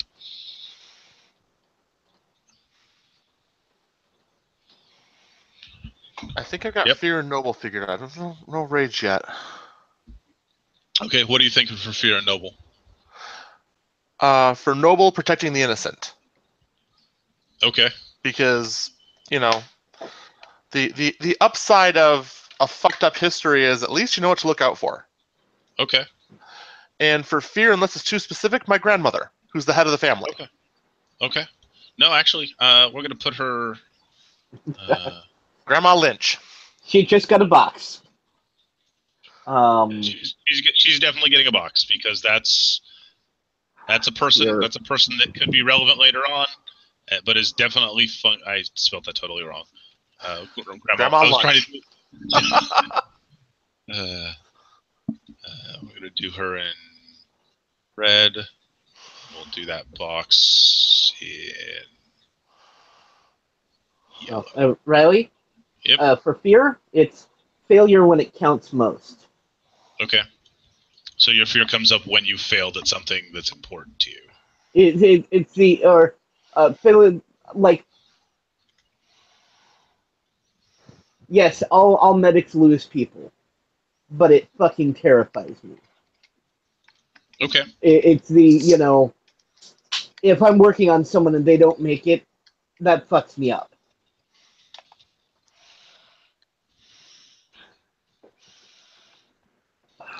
It looks really ominous when you spell it out like that, Riley. I'm just saying. It's almost like that was the point. I know, right? Is there a name to your cult? The cult that you came from, did it have a name, or were they just kind of a cult? Like they were a family cult, but they didn't have a name of the organization. I was kind of thinking it was just they just referred to themselves as the family, and sometimes the family took in strays. Okay. All right, so are you, in the context of that, are you actually family, or were you taken in stray? I'm I'm actually a blood descendant of the head of the cult. Grandma Lynch is my actual grandma. Okay. The conspiracy map. Okay. Does it look crazy? It's supposed to. All right. So let's see here. So just catching up. Riley? Yes. One thing more about the history for the character, and the reason for the whole him going into therapy. Mm-hmm. At 14, he woke up with a tattoo on his body. The diagram of that they use for pressure points. Mm-hmm. Most of the pressure points weren't filled in yet. Mm-hmm. His parents flipped. He thought that he was taking the they thought he had gone and done it, or done it himself, and yeah. Okay. So the old man in the mountain tattooed me in my dreams, and I woke up with it. Okay. Yeah. That's definitely pretty creepy. That definitely Most justifies parents your. would freak out when their 14-year-old woke up with a tattoo. Yes. Yeah. So, Brandon, what do you mean by domination? Like, as in some people forcing their will over others just at any circumstance? Yeah, in general. Okay. Like, and then your noble is keeping things in order. You're still a clean Yeah. man, an orderly man. It's one of the few. Yeah, it's one of the few things that during my thing that I was able, like, I had control over. Okay. So I was able to It's organize why you ended up things. becoming Yeah. You think I'm going a little too wide on my domination, or do you think I should? No, I think that's good.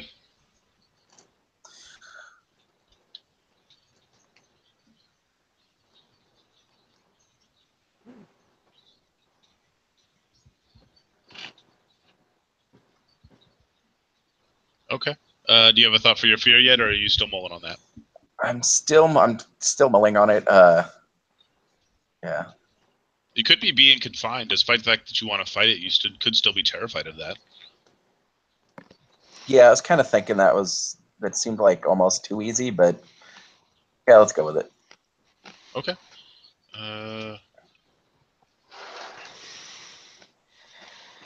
So, Wes, you're enraged by people cheating?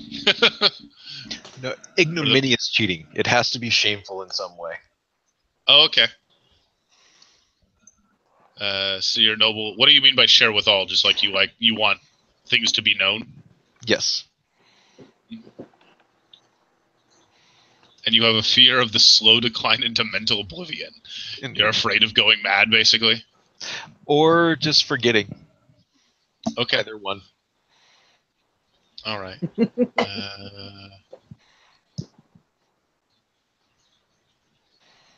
So, Sean, interesting. Rage is injustice. That makes sense. You're still really driven by secrets? I mean, more just playing like the Hardy Boys role of being like a boy detective. Okay. And figuring things out and getting to the root of things. Okay. And then you fear being cared for or controlled. Yeah. Interesting. So I mean, I would figure that I would have probably sort of like a panic response to anyone who even like closely resembles like a paternal or authority figure over me. Right. Great. Okay. I've learned to rely on myself and have decided that it's just general trouble when somebody else tries to take care of me or gain control over me. Because I see those as basically being the same thing. Which means you probably freaked out about Alexander at least once. Oh yeah, Possibly. a few times. All right. That's going to be the fun part. All right. So basically, as I said, actually, I don't know if I said. So how these work is with your obsession, you can flip-flop any role related to one skill.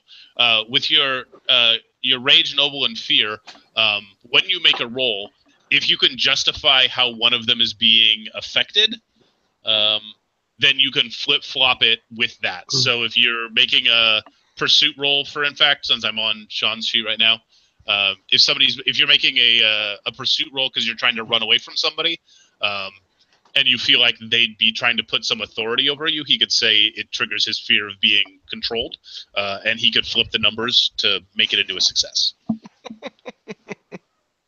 With each of those, you can only do each of those once a session. So once a session, you can use your rage, noble, and fear to flip-flop a roll if it's relevant.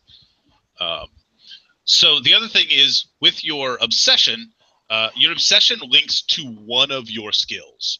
So one of your 2 to 4 identities, your obsession is directly tied to one of those identities. So you can either put that by putting an exclamation point at the end of it, or putting some sort of character on the note so you remember, or bold it or underline it since this is a doc, or change the color of it. So basically, you need to pick one of your identities and flag it as what your obsession is linked to. And that identity, anytime you roll it, you can flip-flop the dice.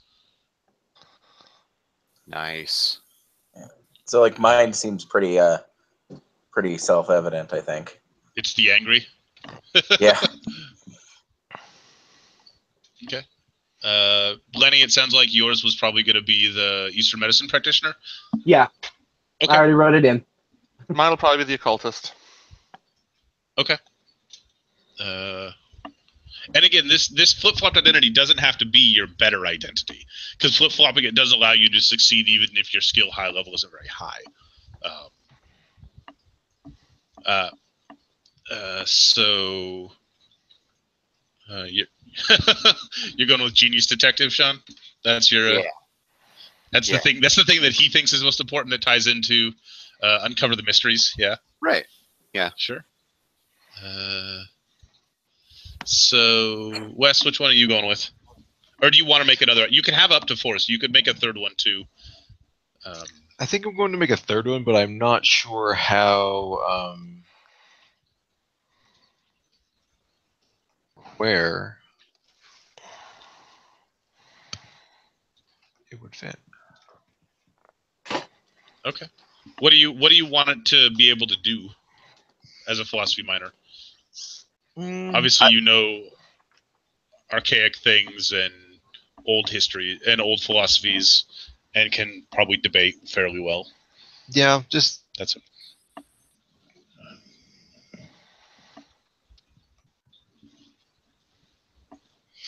Also, that also helped him through like his isolation, that sort of thing. Okay. Is that what's linked to your obsession, or are you just thinking of another skill just as a thing that ties into your experiences? No, it's definitely linking to the obsession because that's how he knows this is possibly real. Okay. All right. Then Lenny went with his medicine practitioner. Doug went with the occultist. Brendan is angry. Sean is a genius. Okay. All right. So let's. Next step is to let's notch 2 more meters. So pick 2 more of the meters. The 2 of the meters you haven't assigned dots in yet. And then you can assign 10 more dots between the 2 of them, up to that many. Again, you can do significantly less if you prefer. And you can't even have them at 0. They don't have to all be checked at 1. Only one that has to be checked at 1 was a natural. Because it had to I switched around a couple of the features on my identities if you want to check it out. Okay. I'll go over all of them in detail in a sec here, but yeah, it looks good. Looks good so far. Yeah, I mean, as far as like hardened stress, I feel like I'm I feel like I've checked what I'm probably gonna check. Okay. So you checked. You have an extra box checked in isolation just from being alone. Well, yeah, like I grew up in like rural Colorado in a trailer with my dad. Right. Well, I mean, you could check more in isolation if you want, because also you've been living alone and ran away from home. Like that's kind of isolating too. Yeah. Yeah, I guess I'll check another box in isolation. Okay. And you've just managed to avoid helplessness. Yeah. Well, I mean, I've taken control of my life, so yeah. Or as much as you perceive it, and you're pretty young, so yeah. Okay. Brandon, what are you working on? Helplessness and self. Is that what we're doing? Yeah. Okay. I put a point in isolation as he's spent time on a on a sub for about 2 months, so he's used to being confined. Okay. I mean, he transferred almost immediately, but yeah. And then no points in helplessness? No, he's done pretty well to adhere to his personal goals. Yeah, and also because I want to have he is very fit. Sure. So he's all right. And so, are you gonna do any boxes in self, or do you feel like that's the one thing you've held on to through all this? Yep, that's his one, his one shining thing he has left. He sticks to helplessness. Yeah. He sticks to whatever he says. He does things if he says he's gonna do them. All that jazz. Exactly. Okay. Yeah, where the helplessness. Well, I mean, I was kidnapped and locked in a jail for a while.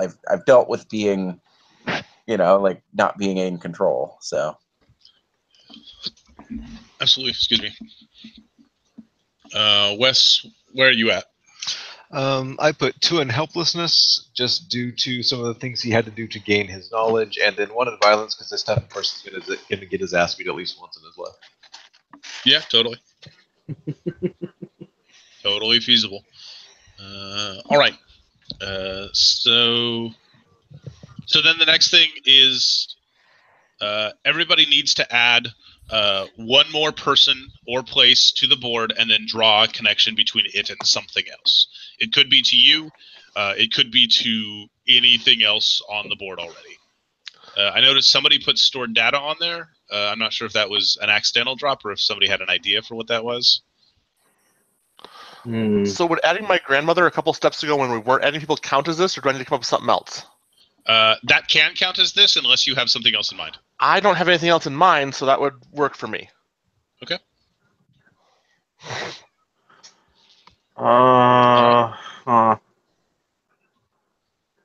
Yeah, I can't think of anything that really. Delete that. So it can be Doug's done his. Everybody needs to do one more because basically we need to have 4 more relevant things, either people or places that are relevant. And they don't have to be connected to you. They can be connected to other people's story or other people's things, or they could be connected to the professor. They could be other things that might be relevant to what the professor's got going on. The professor's house. Okay, sure.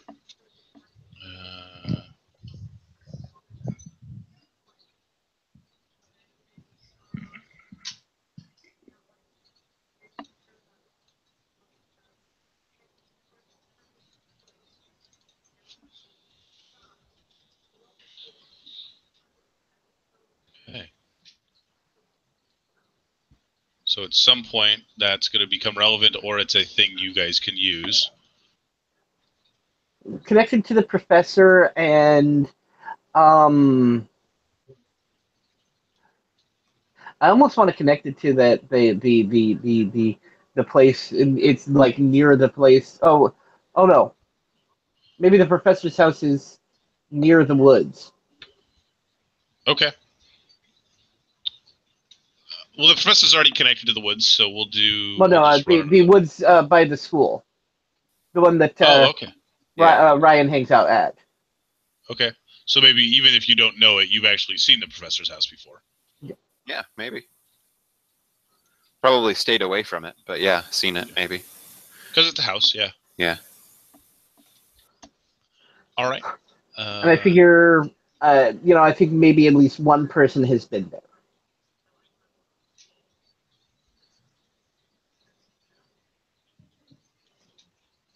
Who is his TA? I was entertaining before the idea of being his TA, but I decided against it. Ah, okay. So I don't know if anyone is his TA.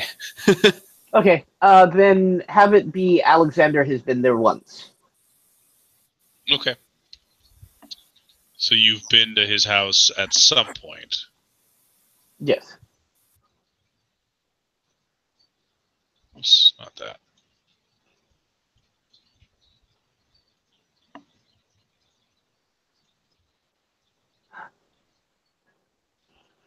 Doing a little extra credit. Probably more likely the professor asked him to pick something up, or I was thinking more saucy. Yeah, I know you were, and no.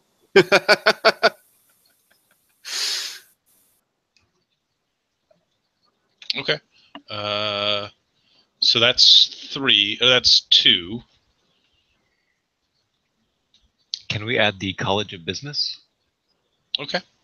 And I would like it linked to the old man from the mountain. There is a portrait of an extremely young Asian man that greatly resembles this man. Okay. Is it also linked to you, as in because you go there? Yes. Okay, so then the picture would have to be. So this would have to be a very old college. It is. Or not. There might be no logical reason why they look very similar.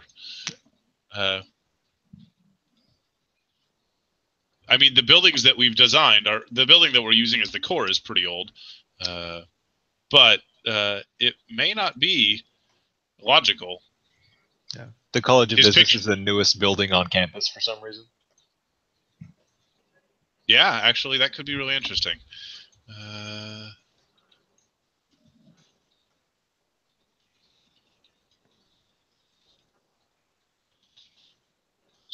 So that means you're probably the only one that's seen this picture that resembles him. Yeah. But other people will see it at some point, because at some point somebody's going to go to the somebody's going to end up going to the temple or going to the college other than you and be like, what the fuck is that guy doing there? How does that look? Why does he look like that other guy? Maybe, or Alex just fucking freaking the fuck out. Yeah. Yay! I get to know where some of my failures come from. Well, this is probably not a. No, he's probably Colin's probably the only one that's seen it. You'll probably just have another excuse to have a failure later, or to have a roll later. No, when he sees it, it's gonna be that's gonna be a freak the fuck out moment. Probably. Okay. So Brandon and Sean, what are you guys thinking? I'm not sure yet. Give me a minute. Okay. I'm contemplating. I want to add a local bar called the Coffin Nail. Okay. I love this. I'm trying to decide exactly how I connect it in. We both drink It there. could be connected to the school. It's where a lot of the college kids go. We're all connected to the Coffin Nail in some way. Yeah, it could be related to the school because it's even though it's a really gothy name, it just happens to be where all the college kids hang out. You said this is a bar? Sure. Yeah. Okay. Are you okay with that, Brennan? Does that sound good? Yeah, sure. Let's do that. We can make it more conspiracy-ish later. It may Okay. come up in that way. Definitely give me a line to it then. We're just gonna put it on the board. It's not gonna have any hard connections to anybody. Try to snag. But you guys all probably.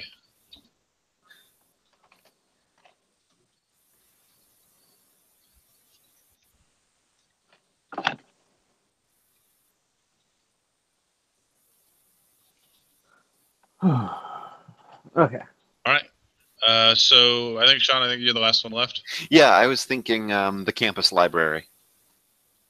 Okay.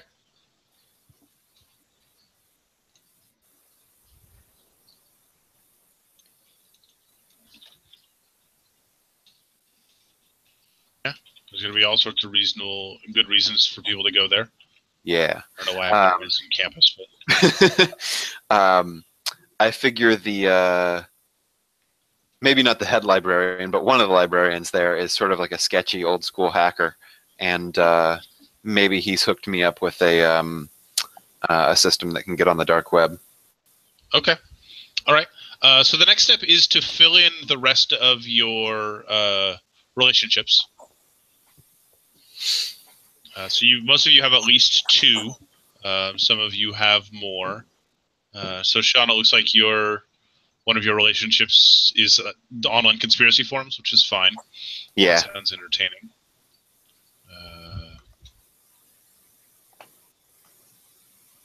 There we are. I don't know what that's doing.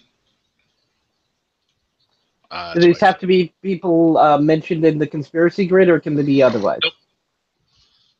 They can be, and probably should be otherwise, just so we have more people involved.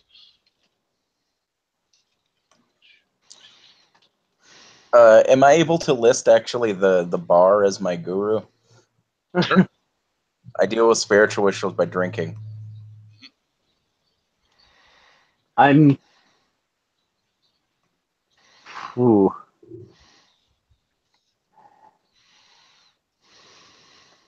Okay. All right.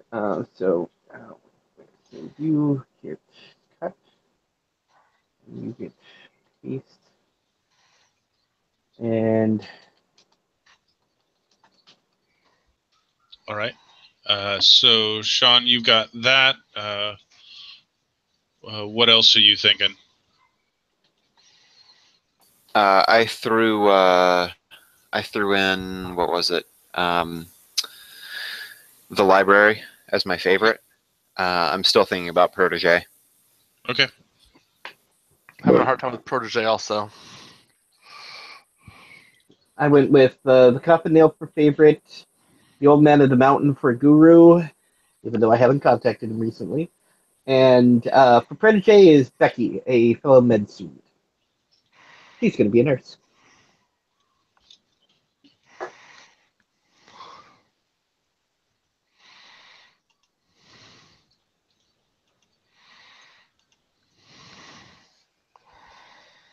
All right.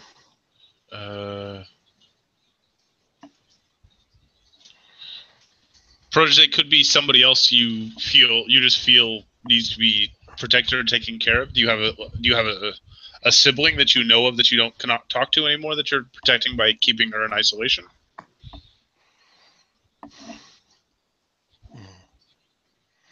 Maybe Sean.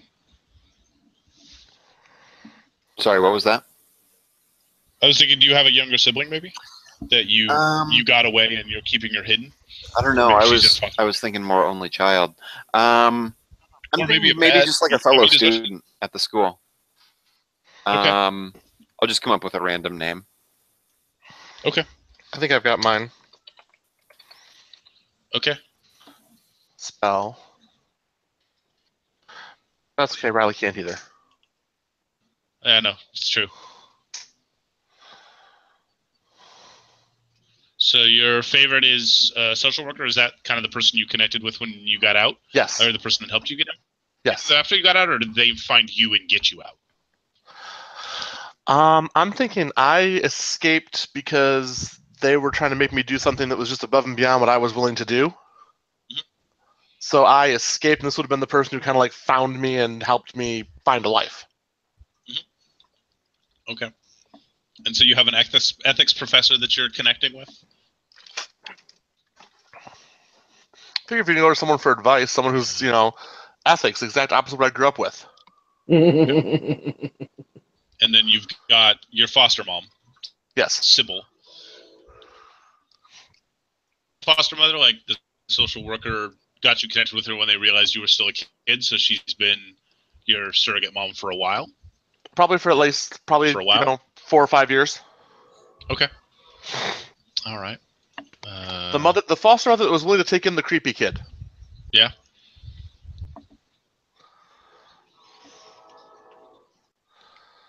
All right. So you, Brandon, you've got your favorite is Ryan because he's interesting. Your mentor was Alex because he seems the most normal. And then we had your responsibility. So you go to the Coffin Nail for advice.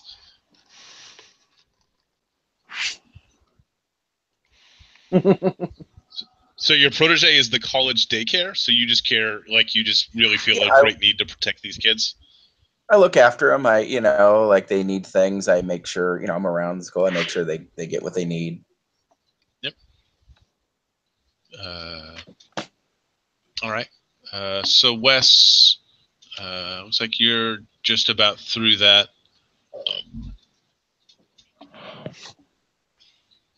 So for the responsibility, can it be a thing instead of a person?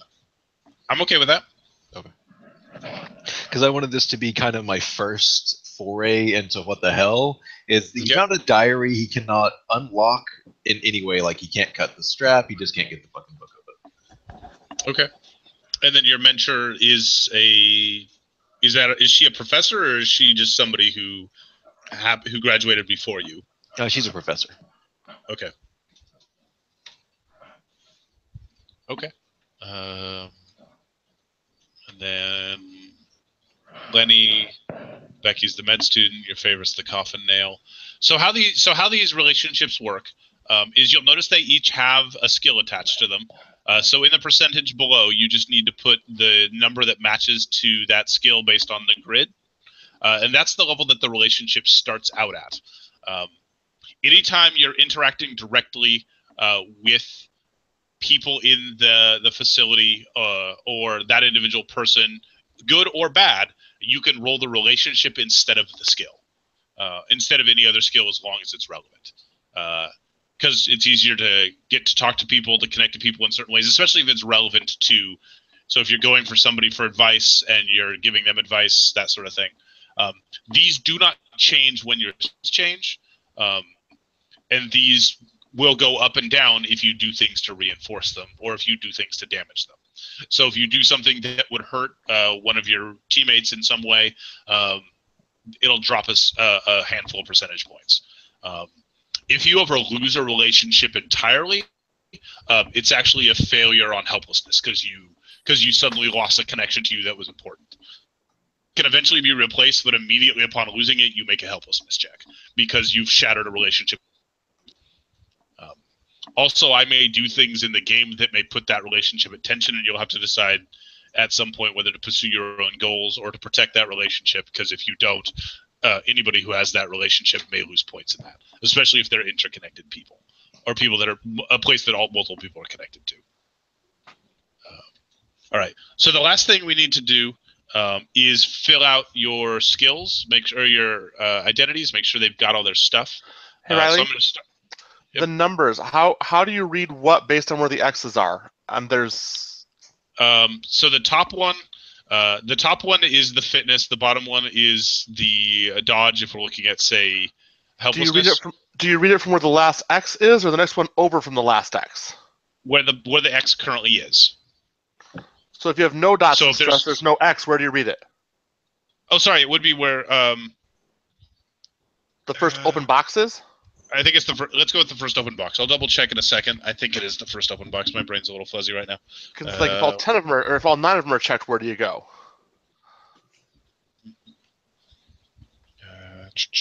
I think there's a minimum and maximum because like I don't think it ever goes below 20%.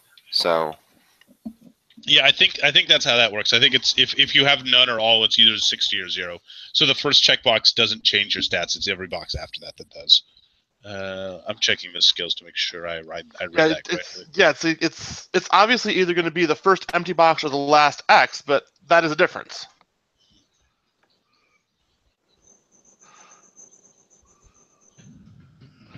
Yeah, so if there's no boxes in it, or if all the boxes are in it, you just start off with the first category. If there are multiple boxes in it or checks in it, it's where you are at currently. So looking at Lenny, he's got 5 boxes in violence, so he rolls 40 for connect and 40 for struggle. But if you've only got 1 box in a check, you're still rolling 60-20 because you haven't changed your skill level. So it's where the last. Oh. It's the last marked box. Got it. Yes. Okay, that changes. And so also if you have all 9 boxes marked, it's 20-60, even though there's no. But if you've got 0 boxes marked, it's still 60-20. Basically, the first box you check doesn't change your skills. Gotcha. It's every box after that. It's the last X. That's. Yeah. Yes. All right. So we're going to start with Lenny. So you've got Navy Corpsman, which calms people down, calms freaking out people down, and you know a lot about ships and drink like a fish. Your features are that it subs for knowledge, and it gives you medicine and firearms. That's where you want that? That makes sense? Yeah. Okay.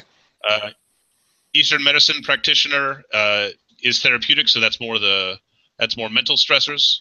It has some basic use gutter magic, and it subs for dodge. It's the.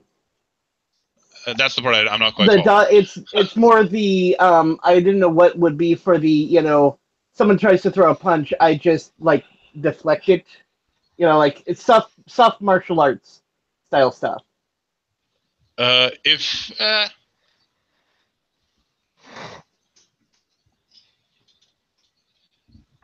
Sure, I'm okay with that. Okay. And then how are you spreading your points? You have 120 to be spread between just those 2, unless you want to add a third. I'm still trying to figure that part out. So the specific rules are you can't have anything at more than 90, and it can't be lower than 15. With 2, you're going to have some sort of split of between that, because it's not going to be at either of those, because the numbers don't pan out properly. I'm thinking Okay. something like that, but I'm okay. So how your identities work, which is why sometimes putting extras in there, which will make Sean's interesting, is you get a mark on. It has to be in 5s. Oh, it has to be in 5s. At basic creation, it has to be in 5s. Okay, so then. So if you fail a roll, you put a mark on it, and at the end of that session, it can potentially go up to 5 points. If you succeeded a skill, you don't ever get anything, because you learn from your failures. Okay. And that's one of the reasons why it's I mean, there's pros and cons to both ways of doing it, but it's the reason why it's sometimes nice to have a bunch of identities that you kind of suck at, because you have more room for improvement. So like Sean, but then again, you suck. So. Yeah. So I'm jumping over to Sean's just because he's got a good example of having way too much stuff and probably going to fail in a lot of interesting ways. Yes. So you've got your Boy Scout, which is getting along well in the wild, appear innocent, learn new skills. It subs for fitness, which makes sense. It gives you firearms and wound threshold. So it looks like you already changed your wound threshold to 75. Okay. Yep. Your duct tape engineer makes sense. Build devices, build other things. So it subs for knowledge. What else do you want it to be able to do out of the categories that are in? I'm currently working on that. Okay. Yeah, I'm looking at stuff right now. Genius Detective, you did already finish. It subs for secrecy. It coerces self, so it puts pressure on people's self-identity. It substitutes for notice, not secrecy. Oh, notice. Sorry. Secrecy. Master Thief. Okay. All right. Yeah, and the coerce self is for like what am I thinking? I can't think of the word. Interrogation. Just like questioning a person. Yeah. Okay. And making them question themselves. Okay. Yeah, absolutely. So what would coerce unnatural look like then? Because I do have that. Nice. Yeah. That's awesome. Coerce unnatural would basically be you say things that really mess with people's heads. Got it. Yeah. Yeah. So you say things. You speak like a Cthulhu cultist. So coercion is basically coercion is you threaten or do something that you say that basically they do what you say, or they take a stress check in that category. So if you coerce a natural, if you were coercing a natural, you basically would ask somebody to do something and imply some vague and terrible harm would befall them. So if they don't act on your impulse, they'll take in a natural check because part of them believes it. All right. So Brandon. How many points do we get on the identities again? You get a whole total of 120 to spread between whichever identities you have. Okay. All right. So you've got. We're gonna go janitor. You've got subs for notice, which makes sense. Look like I belong isn't really one of the categories. That could be more in the. Of course I can. Yeah. Oh, and Riley? Well, I already got the blend in the background. But yeah. I'm changing for the Noivy Corpsman from knowledge to pursuit. That's fine. Okay. So again, features. The features list is on. If you have the book open, it's on between 44 and 51. So I would think you could evaluate a number of different things with being a janitor. You might be able to evaluate helplessness, looking at people's discomfort. It could resist shock to things too. You've seen enough mess; it might resist violence or resist something like that because you've just dealt with a lot of really terrible messes, including people actually hurting each other. yeah, that makes sense. Actually, I like that one. And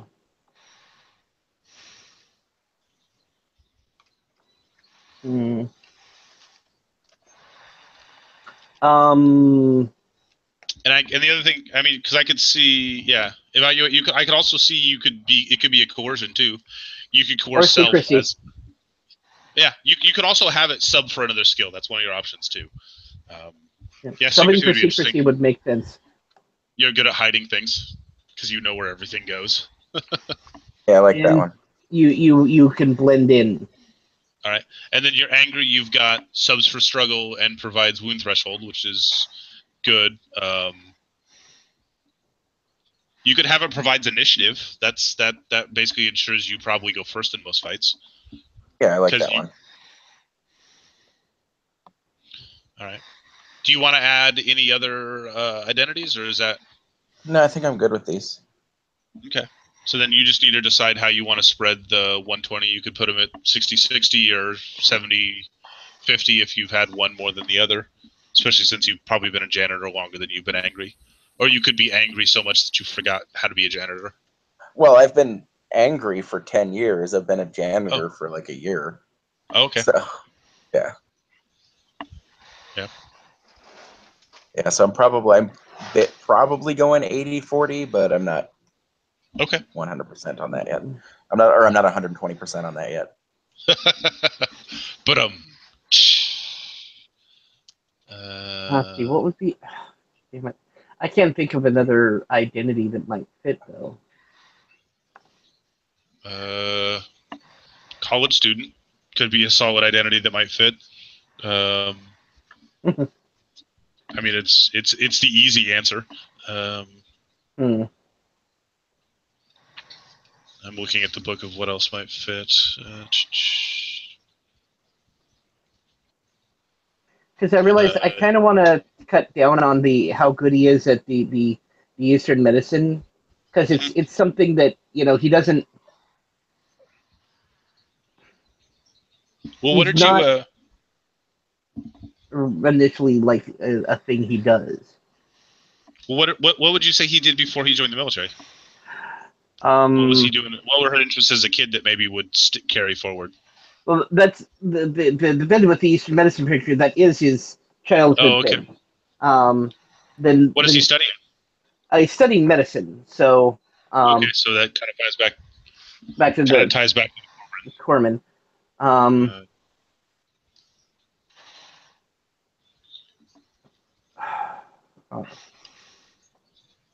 don't know.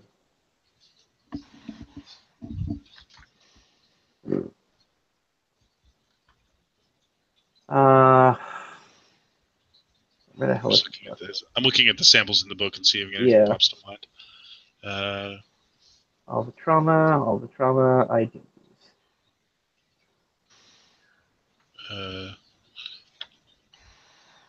I mean, you'd have to move some things around for other things because you don't want to double up too much. But there's a couple of there's a gym rat in here. There's martial arts instructors. You could carrying's in here. That could be interesting. What? One of the examples is caring, which is that you care about people. Good thing for a medical person to have. So the example here you could change what some of the courses are, but it says of course I can find first aid supplies, maintain a chipper disposition, bake, and it's three things: is it substitutes for connect, substitutes for status, and resist challenges to isolation.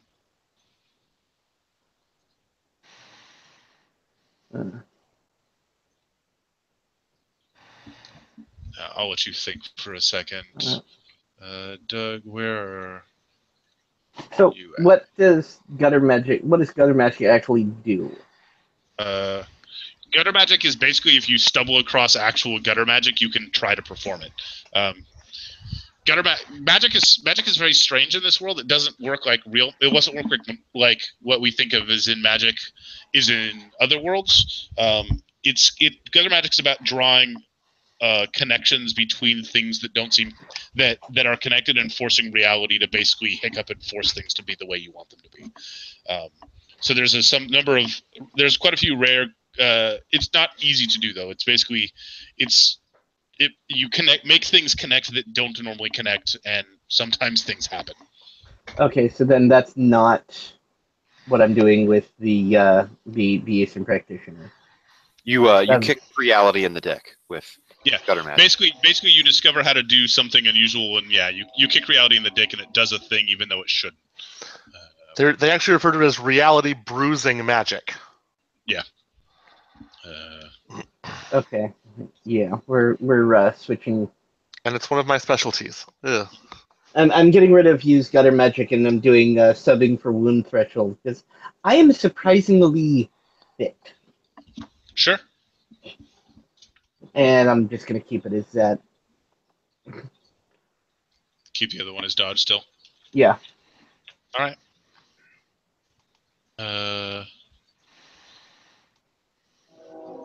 Celeste, you've got college student, which subs for knowledge, notice, and secrecy. So it's just a lot of understanding and a little bit of knowing how to hide things. Okay. Unless unless you want to move secrecy down to philosophy minor, so that way it's 2 and 2. I don't know. Well, it's exactly how it works. So all skills get they get one sub automatically, so they sub for one skill, and then they get 2 other features. Okay. Which there is a reasonable list of. I could see philosophy minor potentially being therapeutic, just because you know how to talk to people enough to calm them down somewhat, and sort of make them think enough to settle their mind. So like your college student is done. You've got if you want to leave those as that, you've got all 3 of those, but you've still got 2 things on your minor and 1 thing left on your major. And again, just as a reminder, I'll go through the options if people are still thinking. Cast rituals is if you discover a common ritual, you can cast it. Use gutter magic is basically you can temporarily make a short-term ritual that does minor magical things if you forge enough connections. It is not an easy thing to do, and it won't come up often unless you're pushing it. Coercimeter is basically that you can put a stressor on somebody that if they don't do something for you, something in that category will happen. So it'd have to be somewhat relevant. So like the examples here is cops are good at cops and mafiosos might be good at coercing violence. Evaluate them either means you can evaluate somebody's how many boxes of successes and failures, or so hardens and failure boxes they might have on one of their 5 meters, so you can see kind of how much of a thing they've been exposed to. So you pick one. Medical is healing injuries. Provide firearms attacks is basically a skill that allows you to know how to use a gun. Otherwise, you always roll it at 20. Provide wound threshold basically is it's something that makes you tougher, so your body's it can increase or lower your wound threshold. Specifically, if you put a skill in this that's less than 50, your wound threshold is actually going to drop below this, which still means your character could get stronger, but right now isn't. Provides initiative means it's the skill that determines your initiative. Normally this is based off of the primary skill you're using for a roll, but in this case, even if you're not using that skill, this still makes you act off of that skill first. Resist shocks, which is when you would normally roll the stat against a shock, instead you can roll this skill. So the example here is that a biker thug might be protected against violence, because that's just something he's familiar with. Therapy allows you to remove people's hardened or failed stress boxes. And unique is something that doesn't quite fit, but would be more complicated than being just I am. The examples in here are forging documents, building bombs, knowing how to sculpt beautiful pieces, because you're a sculptor, that sort of thing. Riley? Yep. Would acupuncture fall under the unique as being able to possibly heal, being able to possibly, cause someone to chill out, things like that? It could. You've already got something that heals. Right, I was actually going to maybe switch that out, actually. Well, because the thing is healing and de-stressing are very specific. You have to pick medicine or therapeutic. They're not a generic. It has to be something outside of the common list. Okay. So then that would be a no. Yes. Okay. So I actually did add a third identity just because I saw it in there and thought that'd be fun. Kicker. Sure. So you've put in the blues musician in there? Yep. Okay. So play you a guitar, develop a fan base. You can't go below 15%. Oh. Yeah. All right. Well, then I'll make it 15. and then take 5 out of whichever one you want to. So it stubs for status, it resists helplessness, and it evaluates helplessness. Yeah, interesting. It's sadness music. Yeah, it's actually straight from the book. So Right. Yeah, no, it's a good one. All right.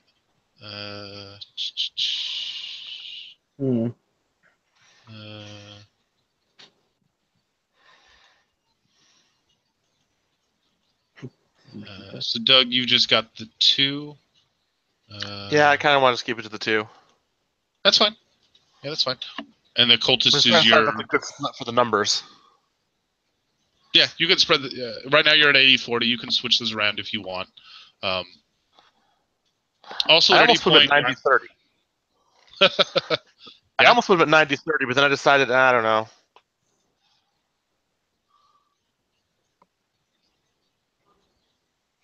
Okay. Let's see here. So Lenny, you're done. Unless you want to add a third, or are you pretty content with where this is at? I'm bouncing back and forth on that one, honestly. Okay. Sean, you're done. So we did your Boy Scout. So Yep. Detective Engineer, I'm all done. Bombsmithing. Interesting. Yeah. Okay. That makes sense. I can see that. And medicine. You know how to use duct tape in effective ways to splint arms and things like that. Okay. Yeah. Yeah. Yeah. So Master Thief, it subs for secrecy, evaluates helplessness, and gives you forgery. I can see that. Yep. You're not good at it, but it's something you're excited about learning to do better. Right. Or I think I'm already better at it. Yeah. A genius detective subs for notice, coerces self, and evaluates violence. Yep. Okay. Brendan, we already went through all yours, and you've spread your points pretty well.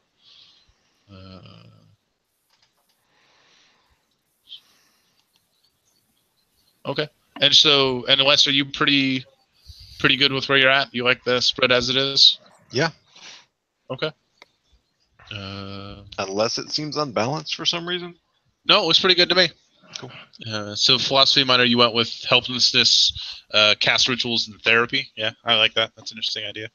It just means you're going to probably rely on a lot more on your identities than you will on your stresses as they begin to shift back and forth, cool. Which is totally fine.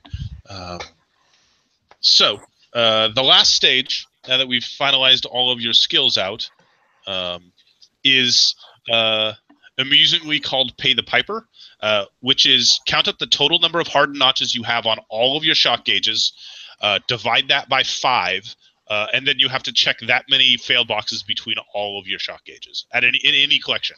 So if it's 10 divided by 5, it's 2, so you need to put 2 failures somewhere on your list.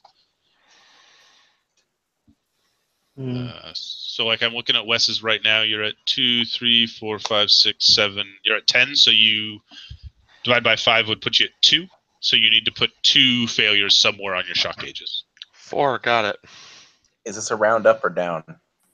What does it say?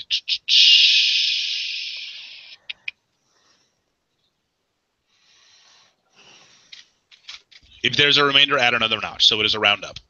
All right.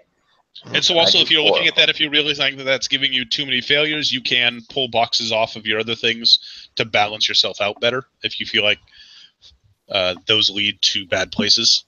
Cool. Of course you leave the Yeah, if it is uneven, round up. Okay. Things are worse before they are better. So, Wes, we're looking at a failure on violence and a natural. That makes sense. A few weird things that you didn't make sense of. Yep. And I got my ass kicked. You got your ass kicked in a way that you didn't stand up to, or that you didn't come out of well. So you've probably got your ass kicked a few times. One time you freaked out. The second time you took it. All right. Let's see here, Sean. Where do you think you're going? How many boxes? You have what? Probably 2 as well. 2, yeah. Yeah, because you didn't check a whole lot. Because you're young. You've experienced some weird things, but not that many. Yeah. I mean, your dad being a serial killer is pretty weird, but it kind of hit you all at once. It kind of came at you so fast that it did give you multiple failures. It gave you like one or two. Right. Hmm. Yeah, I'll think about it. Okay. Lenny, where you think you going? Well, we have the one in unnatural because the doc disappearing made me lose it, and I want to say violence. Okay.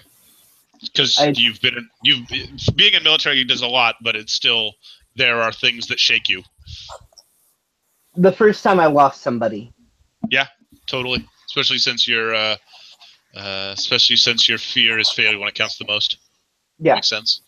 And your noble is heal the wounded. So yeah, those totally both make sense. Doug, So you put yours in. What, Doug, you went with stealth and unnatural there, Doug, it looks like?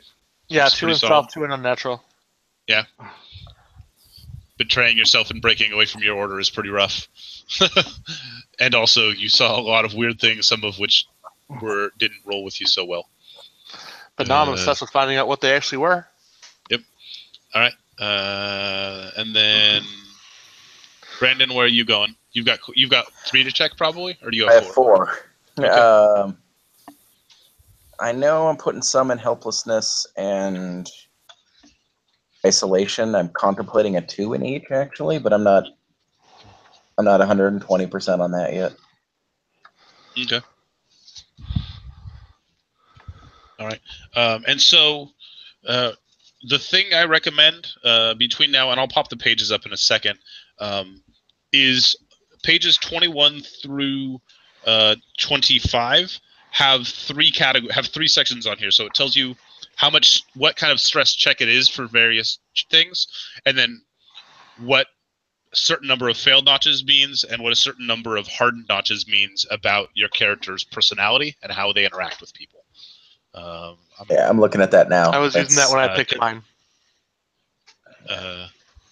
So it should give you some idea of kind of the direction of it's not, these aren't hard and fast lines, but they'll give you sort of a direction on how you might interact with people and how to play your character, because they're how your relationships are.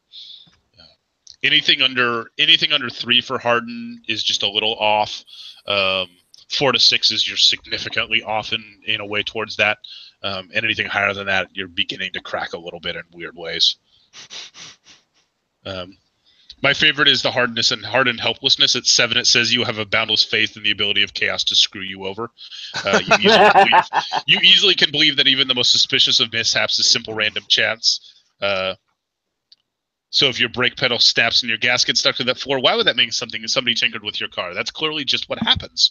Shit happens sometimes. So you're so hard with it that me over. you have a hard time thinking about somebody else doing something to you. It's just the world fucked with you. I'd almost want to say 2 failed in violence. Yeah, you could. Let's see what was unnatural again.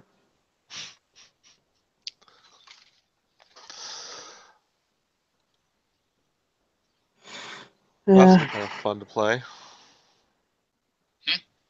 Oh, 6 hardened in self. I said that'll be kind of fun to play. Yeah, what is 6 hardened in self? You lose a connection of yourself with those who are close to you.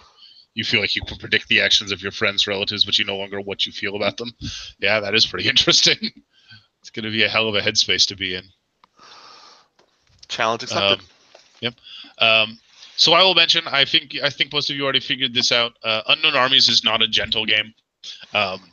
This game will probably go in dark places, both just violence and core-wise, but also I am going to try not to be too awful, but when you're playing a bad guy in Unknown Armies and you're playing the bad forces, things are pretty awful. This is a world that doesn't make sense and everything is kind of fucked. So you're going to be getting into our heads. Essentially, yeah. Unlike most of my games, where when I get into your heads, I consider it a minor success because I'm not really trying. In Unknown Armies, my goal is to get as deep into your heads as possible, so I make you uncomfortable. So just keep that in mind as we play along. That is basically the goal of this for me, is to get as far into your heads as I can, and see how hard I can make it for both you or your character. Primarily your character, but if it makes you uncomfortable too, that may happen. Right. So If brush up on my Teflon soul. Yeah, if I go into some place that's really, really uncomfortable, please throw me a private message and let me know, because I can redirect a little bit, because I don't want to like hurt anybody too badly. But I mean, I also know everybody here is pretty experienced gamers and has probably been to some pretty weird places in their gaming. True that. But Unknown Armies, This kid's gonna have nuts. Unknown Armies as a setting is about people. Even the magic in Unknown Armies is about people. There's no outside entities. There's no great horrors beyond. All of the horrors that exist in the world is because people have cracked reality enough to do something terrible. Sometimes that crack creates entities out of its existence, but those entities exist entirely because somebody's will forced this unnatural creation temporarily into existence. Even demons, which are a thing in this game, demons aren't outside creatures. They're corrupted human souls. How exactly they're corrupted may or may not come up in the game for you guys, but there's nothing that exists outside of humanity. We'll go in. Well, depending on where you guys dive and where you guys go with this, it'll go a lot of different directions. Unknown Armies. This is why it's kind of an experiment for me too. Unknown Armies is meant to be a sandbox game. So the first campaign objective we've set together with my guidance, so we have a good starting point. After you discover what happened to the professor, you guys need to decide next what direction you want to go. You've left yourself a lot of story seeds. As we play along, I'll leave you more. But when you finish this, you need to decide what your next path is. Objectives are done as a group. So you all need to agree, at least at some level, on which way you're going and what you want to do. And then objectives are rolled as a skill. So they start at 0, or maybe start at different numbers if you had that. And as you learn more, you get higher percentage ratings. And at some point, you can decide to try to achieve the objective by rolling the objectives. If you succeed, you'll discover what it is and do something. If you fail, the objective, something bad happens, and the objective loses a significant amount of percentage points because you tried and failed to master it. So you can try to succeed in an objective before it hits 100%. By default, this one's going to start at 0. And as we play, we'll define sort of milestones of progress, or sort of milestones that define what each step in the objective is. Basically, because you have to do something significant to get a bonus to the skill value, or to the objective value. Your initial bonus is going to be, as a group, is going to be to find a clue. You need to find a clue about what happened to Professor Draymond, something that gives you a place to start other than his disappearance. The logical place for that may be his office. It may be talking to other people around campus. It's all kind of your guys' call where you go with that. I have some vague ideas of where this game will go based on the stuff you've already given me, but it may change as we play along, and it may change as you guys dig more into the setting and dig more into kind of what you're doing. All right, so two things are going to happen. First thing is I'm going to kill the broadcast on this. This will eventually get posted. This is posted on my Google Hangouts feed. I'm also going to eventually post it to an Unknown Armies forum and a forum of a specific group that plays a lot of these games that I know has been talking about how to set up a game and hasn't really actually seen anything yet. The other thing is after we're done with this, we're actually going to transfer to a different messaging feed. So give me a sec. I'm going to stop the broadcast.